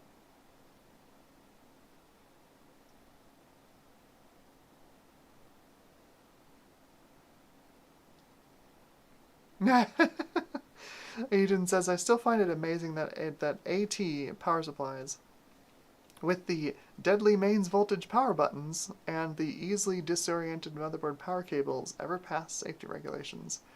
So the thing about AT, right, it wasn't a standard, right? Like IBM made the PC AT and they just built it like however they wanted. Supposedly off-the-shelf parts, but you know, I'm sure these connectors were cheap from Molex at the time, so they just ordered a million of them and threw them on the power supply. And who cares if you put, you know, if they're weird and fiddly to plug into the motherboard, because, you know, IBM's factory techs are going to be putting them together, you know? And that mains power switch, right, it's that big chunky thing on the side of the case, right? Like, the AT power supplies were weird. So when the PCAT comes out and then the clone manufacturers start cloning it, you know, you need a power supply, right? Like obviously, you need replacement power supplies, and clone manufacturers need power supplies in order to stay AT compatible, if they want to be AT compatible. So you just start making things that match, you know, the physical objects that are inside the PCAT, and it becomes a defective standard, right? Like there's no standards body that said AT is going to be like what we do for the PC. It's just everybody started copying IBM, and now we have, you know, we had AT as the power supply standard. Hooray! Congratulations. It was just a different time. Cory Doctorow has written an interesting piece about the like Wild West tech environment of the 90s, and how, you know, because there was less ability for companies to be litigious, there was more incentive to like take designs and copy them, or, you know, build a maliciously compliant device where it, you know, you could muscle in on, you know, an established player in the industry, right? Like, who would think nowadays to try and reverse engineer a computer platform, right? Like, if you try and reverse engineer ARM, ARM's gonna sue your ass off, right? Like, you can't. It's not gonna happen. To have the cojones needed to, like, reverse engineer the IBM PC as it was released by IBM, it's just something that doesn't exist anymore in today's capitalism. I don't know if it's because like there's no incentive to do it, or if investors won't do it. They won't give money to like cannibalize other companies' creations because the investors have money invested in the other companies as well now. I don't know. I don't know why it doesn't happen anymore. Harney Barrow asks, would a Pentium 3 be able to run Doom 3? Yeah, absolutely. Doom 3 is not terribly CPU dependent. Doom 3 is a GPU crusher above all. You need something that's DX8 capable, and the faster it is, the better. Most DX8 GPUs don't run it super well, and you'll want to run it on something that's DX9 compatible, just because it's going to be much more powerful at running the pixel shading. As far as the CPU, doesn't really matter.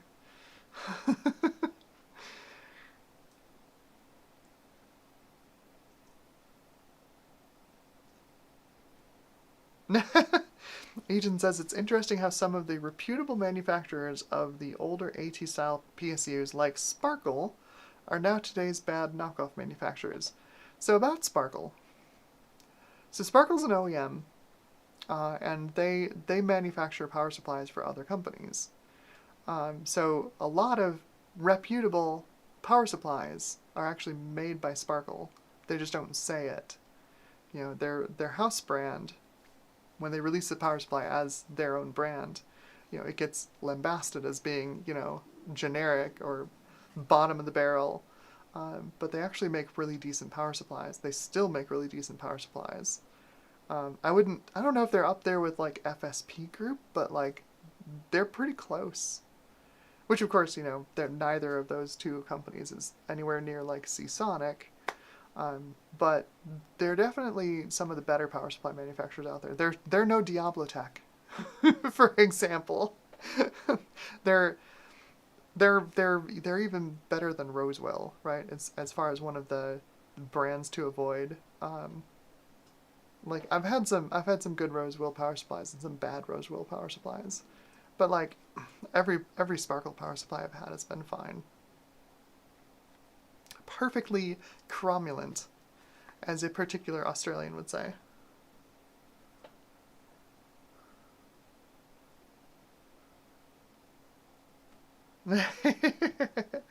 Harney Barrow says, I find it interesting, I find it mildly funny, that the original PC had the 8088 because the 8086 was too close to the mainframe capabilities. Yeah, it was also cost, you know, the 8088 was cheaper, could use a smaller bus, meant that the main board would be cheaper to make. You know, gotta get those margins.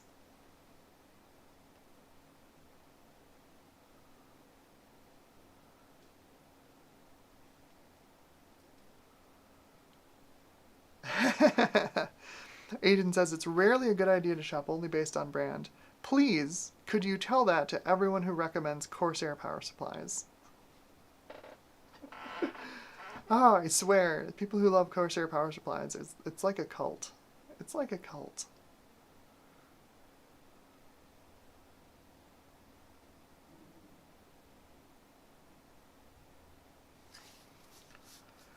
Will this finish within the 15 minutes left in the stream? I don't know. I sure hope so. I don't want to have to delay for 15 more minutes. Come on. This was a mistake to run this on this machine.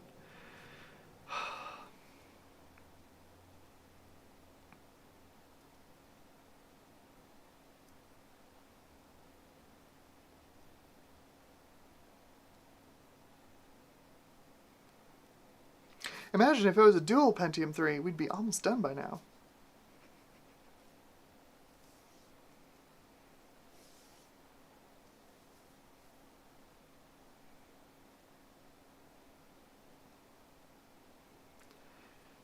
And also the fun part, going back to Harney's question about would a Pentium 3 be able to run Doom 3? Don't forget, the Doom 3 was successfully ported to the original Xbox, which was a Pentium 3 733 and basically a GeForce 4 Ti 4200.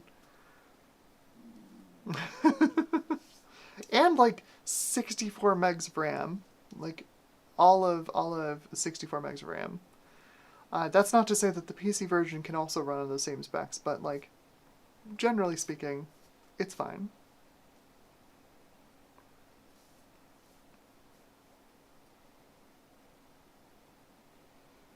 Yeah, there you go. It even says Sparkle used to be part of FSP. Yeah, they're both reasonable manufacturers of power supplies. I have a I have an FSP group power supply just sitting behind me, waiting for my home lab rebuild.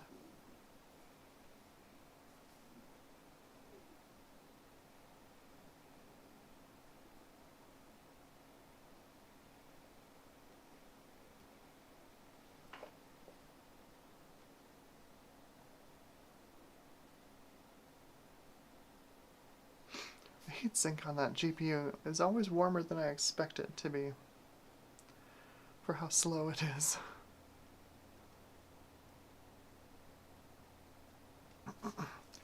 HC has joined the chat. Hello, HC. You've joined in just about at the end of this escapade. I mean, I say that, but like, I'm at the mercy of this benchmark. I started it. I'm gonna keep running it until it's done. I'm just stalling for time at this point. I've made a mistake trying to run this on a Pentium 3 live on a stream. It's very slow.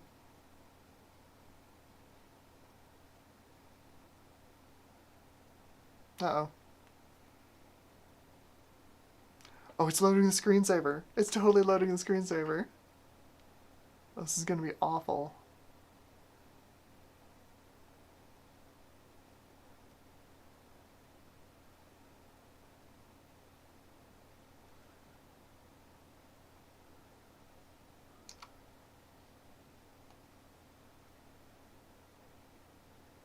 Or it died? It is not responding.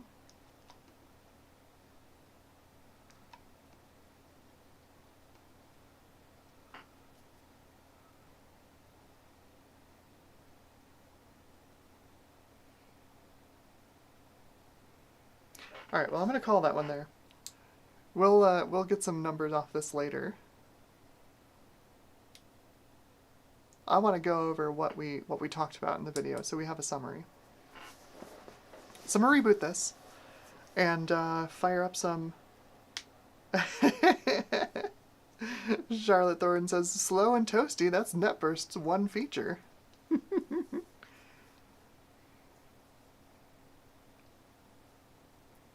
So I'm gonna reboot this, and fire up probably just MS Paint, and we'll try and lay out what we're thinking for the challenge this year. Ah, that's right. USB keyboard doesn't work at this stage. It's so frustrating. Okay, so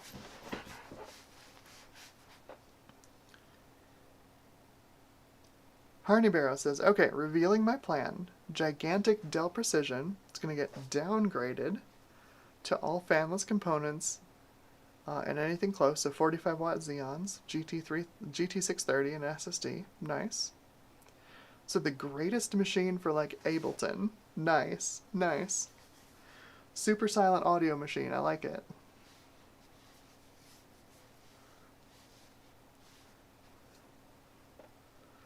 David Starbuck asks, thermals. I don't know. Maybe it was the act of me actually touching the heatsink to get a feeling for how warm it was.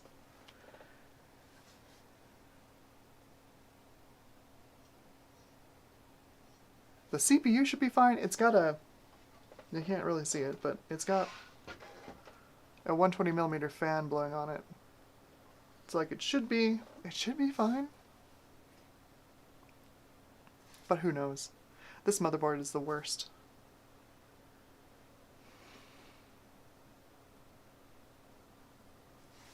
Okay, so let's talk about what we came up with. I feel like it's in a good place.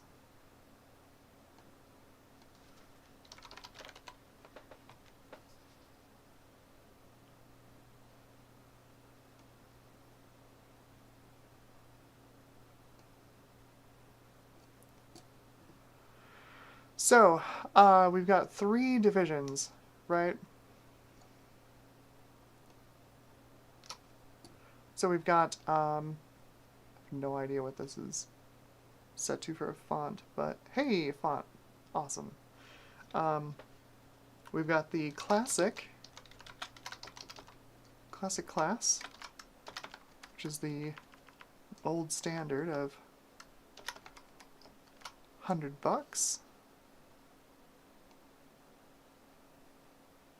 We'll make this Comic Sans. It'll be official that way.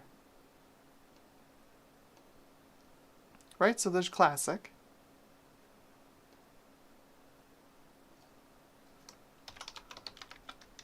Budget class.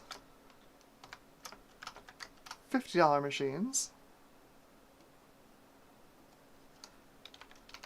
And then unlimited.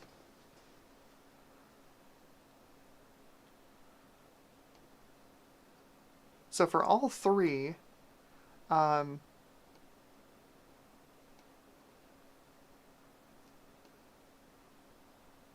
you can run Cinebench and 3D Mark.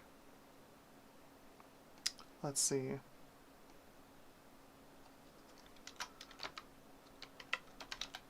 Cinebench R10.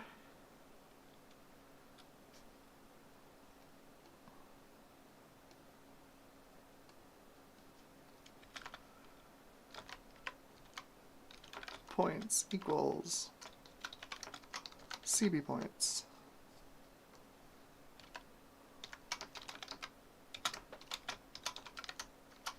Single plus multi.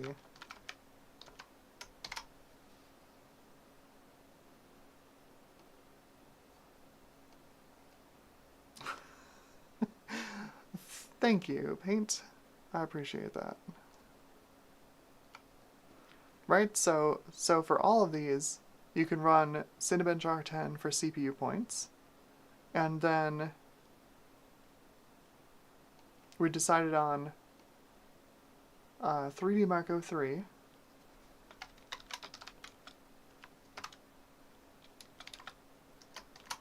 Proxicon, and Trolls. And the score is FPS. I guess it's, some FPS. And we'll say times 25, right? And that's your score.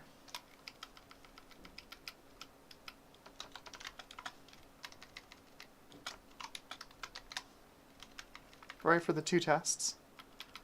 That is game test 2 and game test 3. Multiply the whole thing by 25. And that's your score for a GPU. So those are both DX8 benchmarks. Might not work under Windows 2000 as we found out in the last half an hour, but should run under pretty much anything else. I don't know if you can run Cinebench R10 under Windows 98, but if you can, obviously Windows 98 can only use 1 processor, so you wouldn't get a multi-core score. And then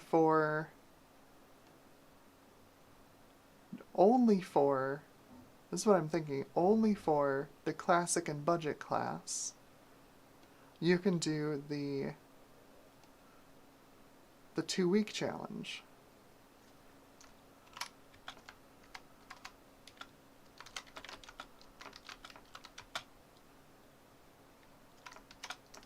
If you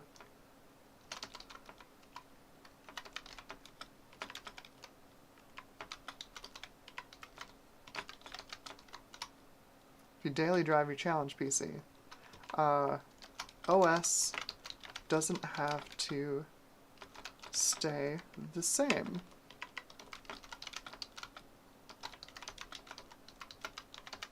That opens up the possibility to dailying it on Linux or FreeBSD or Haiku, or whatever else.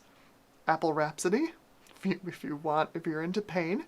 But yeah, I think that, oh yeah, up to 2 weeks. Up to 2 weeks duration. So max of an additional 14,000 points.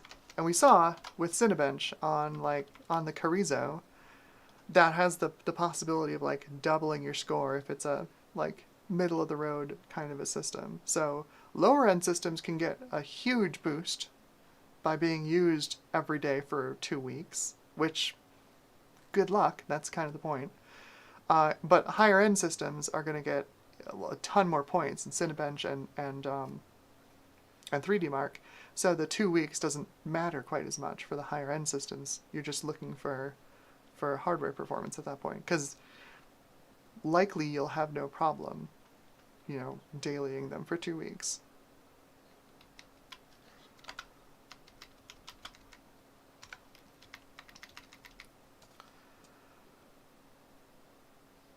So I think that's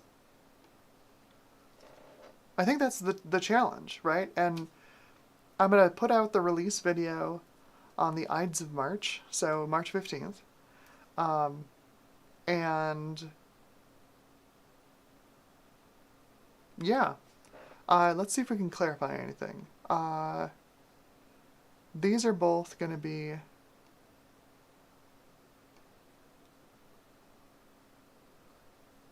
prices for these are going to be, CPU, GPU, motherboard, RAM, just like last time. Price, CPU, GPU, motherboard, if I can spell, and RAM.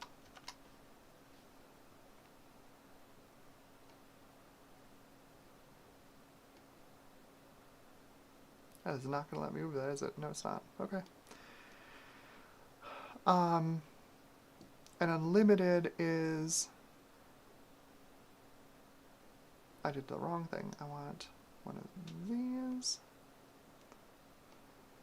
Definition of an unlimited class is greater than $100 for standard parts,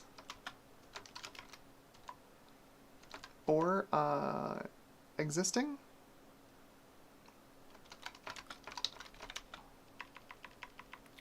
Let's say what? At least 50% of the machine exists before the challenge. So if you've got a CPU kicking around, you could pick up a motherboard, RAM, and a graphics card and still get it into one of the classes? Or does that not seem fair?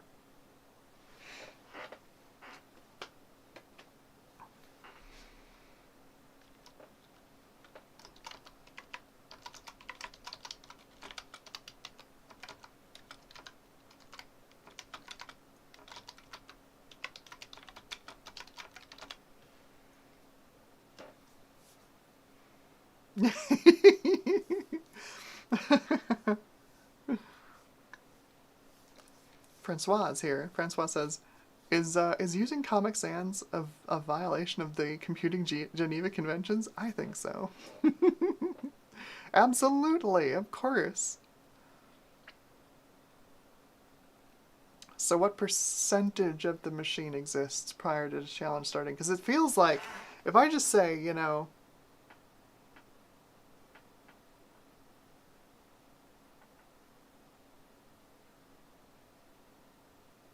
maybe greater than 50% dollar value of the machine exists before the challenge starting, right? So then you can't throw a 3080 onto a $25 motherboard and try and get into the budget class.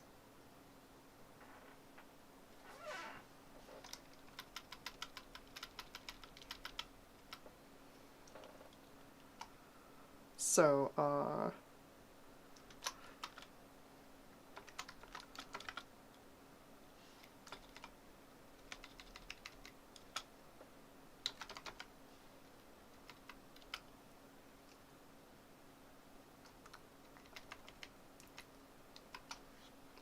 50% greater than or equal to 50% of machine cost. I guess I say 50% of machine class cost, e.g. $25 for budget class, $50 in parts for the Classic.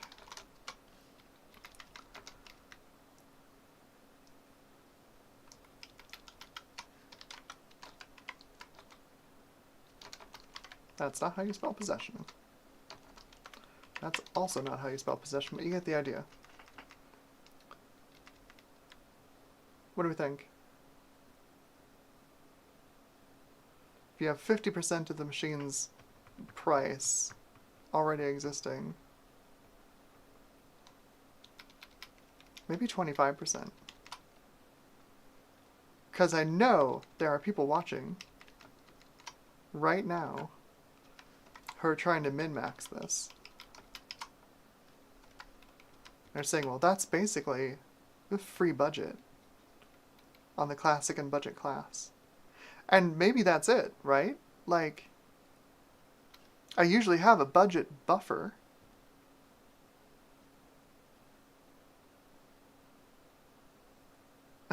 David Starbucks has had as a PC exit. Yes, I fixed it. I fixed my typo. So that basically becomes a budget buffer. Maybe it should be less than 25% then, maybe 10%.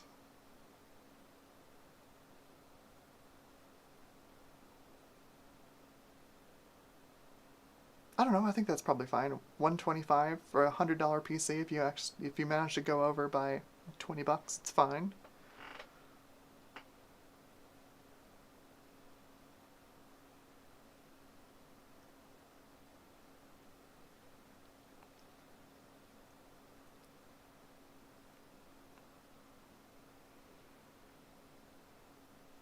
Yeah, I think this could be interesting. I think this is gonna foster some really interesting builds. And like that's been the goal every year I've run the challenge is like it's gonna foster some interesting builds. People are gonna do cool things with this. And that's my hope. That's what I want to see. I want to see people have fun. I want to see people get old parts out of the e-waste stream, right?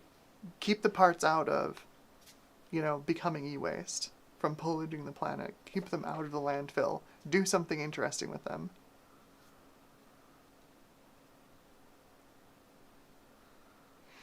So the last thing I want to clarify, because I did mention it during the stream, what constitutes dailying it?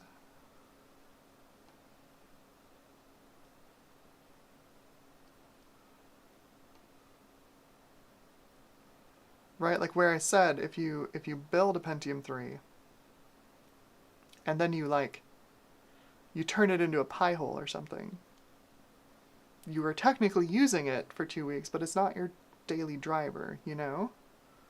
So like,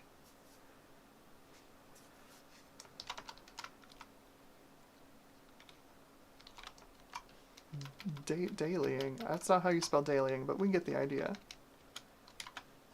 What do we define that as? I'd say not like your day job, because like I've got my work PC back there. You can see it hanging out there. There's the laptop that I do my day job on. There's no way. Like too much of it is locked down. There's no chance I could use a retro PC to do my day job. But 2 weeks. 2 weeks with a retro PC. And the thing is it's not like 2 weeks and if you miss a day you're done. It's 1,000 points a day. So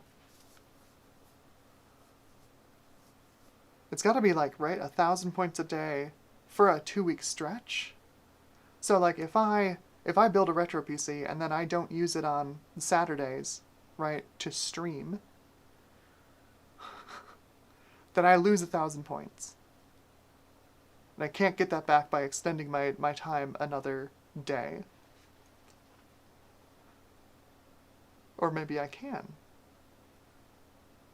Which one sounds more fair? Because like, the greedy side of me is like, well, yeah, let's do it that way, right? Let's say you can do 14 days maximum. They don't have to be contiguous. But then, like, the tech masochist part of me is like, yes, they need to be contiguous. You have 14 days total, contiguous days, to get 1,000 points a day using the machine every day. Because I think that's a bit more fun as a challenge. Because the whole point is it's a challenge, right? It would mean that I wouldn't be able to do my weekly VR thing for 2 weeks. If I wanted all 14,000 points, I'd have to sacrifice 2,000 points in order to do my weekend VR thing I do every week. Or I build a PC that's capable of doing VR for $100, which I've done before. But then I have to take it to the VR meetup. So I think that's more interesting. Because that's like, oh no, that's tech masochism.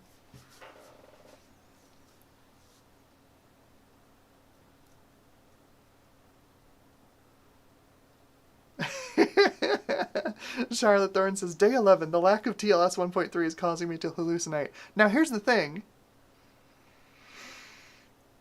What if you can use browse service? What if browse service is allowed?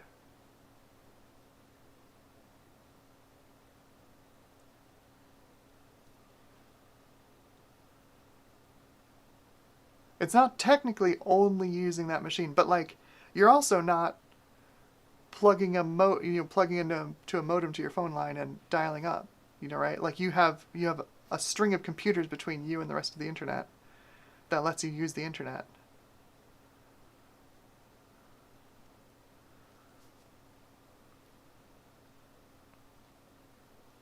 So why don't we do this? Why don't we do this actually? What if,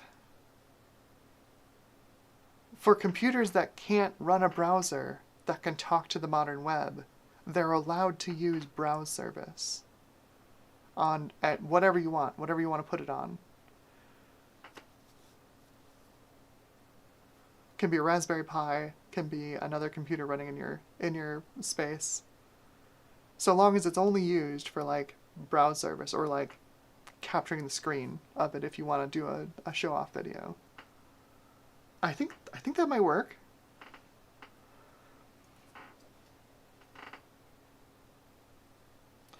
So, using the PC for your personal life tasks and entertainment. Do I have to really? Oh, it's not big enough to even like... Oh, I won't even go to the next line. Darn it, Paint.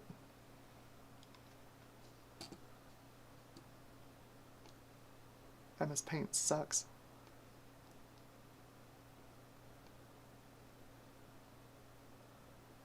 For your personal life tasks / entertainment,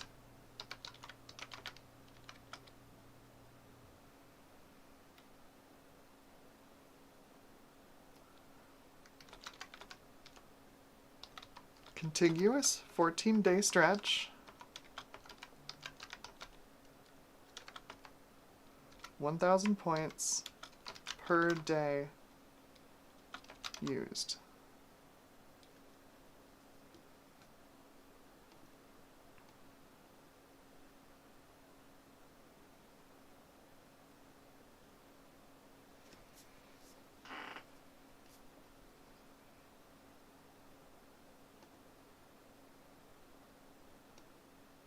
I'll put that over there.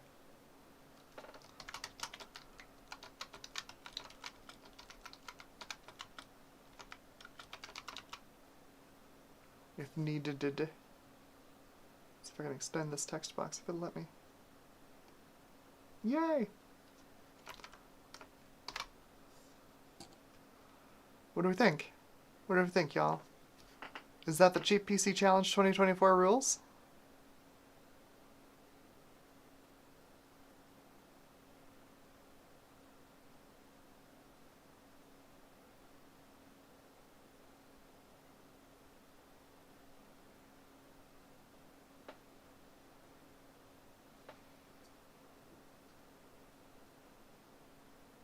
I'm going to clarify the unlimited class real quick again, because it's also a whole machine. Uh-oh. No!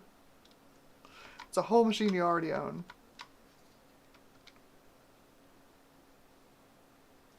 Let's do a smaller font.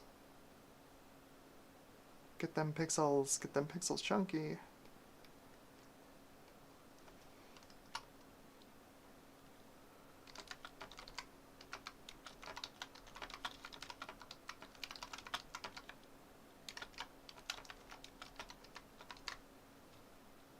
It's just not going to do it, is it?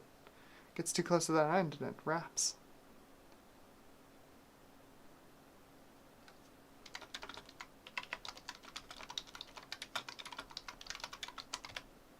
There. Or whole machine that you already own.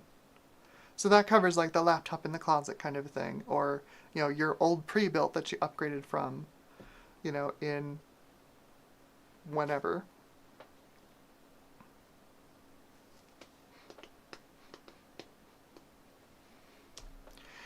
Well, I'm just, you know, Hardy Barrow says, I don't know, this is the first time I've been participating in the Cheap PC Challenge. Does it seem fair? I think it does, and I think it offers opportunities for some weird builds. I think it could be fun.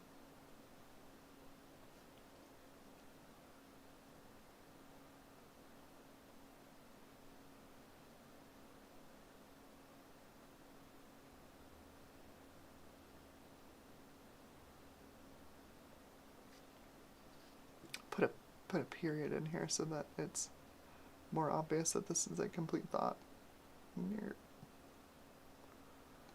That is the world's worst dot.